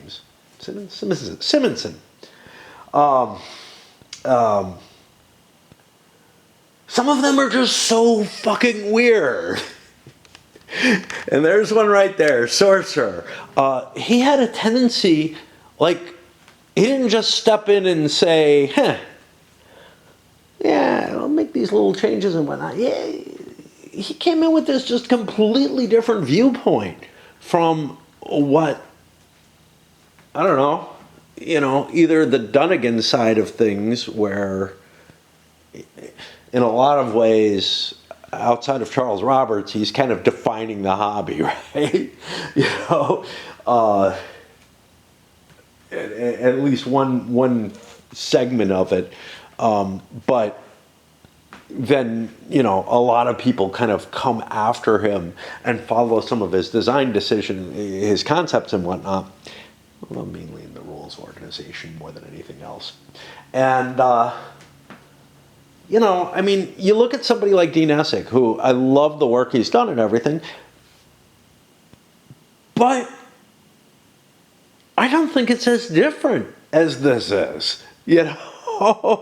I mean, I love the CWB system and what its focus is on. But it's almost like there, Essick basically looked and said, yeah, you know, these games just don't cover the command structure properly. They don't command how they don't cover how the army leader actually got his orders effectuated, and maybe a few other things, little edge case type stuff, you know. But it's like there was one big idea. This one feels like there's a ton of big ideas, you know. I mean, and then modifications. So you've got the chip pull. That's existed for a long time before this. But he changes it. He makes it into something where it's like, yeah, it's an impulse game where you control if you pay enough, but otherwise you're chip pull. It's just like so many different like little modifications here. The choice to take a game of this size, etc. And again, this is not a big jump. Like this is something that existed before with, you know, a CRT that's just based on die roll modifiers and everything, as opposed to going with the firepower tables. But, and some of them I disagree with, like that one. I really like seeing the individual fire results, etc. But what do they require? They require that you calculate out the fire strength, you know, look at the range, you see the modifiers, you roll a die, you end up rolling again for morale, for the hits, then you have to take care of melee when it happens, all this kind of stuff. Said, yeah, it's a complicated enough game, let's discard that and go with something that's more like how the operational games worked, or how the earlier tactical games, things like Blue and Gray and stuff, kind of worked. But let's get rid of the CRT, and I don't know, you know, there's just something very innovative about so much of this, and then when you put all the pieces together, I think we're going to see something very, very interesting. And then add to that the one thing that convinced me that I wanted to play this. Like, you know, I would have seen Rick Barber. He does those maps. Well, I would not have expected this. I just would not have expected this. So I'm really kind of excited to see how it plays out. All right, let me swap batteries because that one's charged, this one's not, and send this up.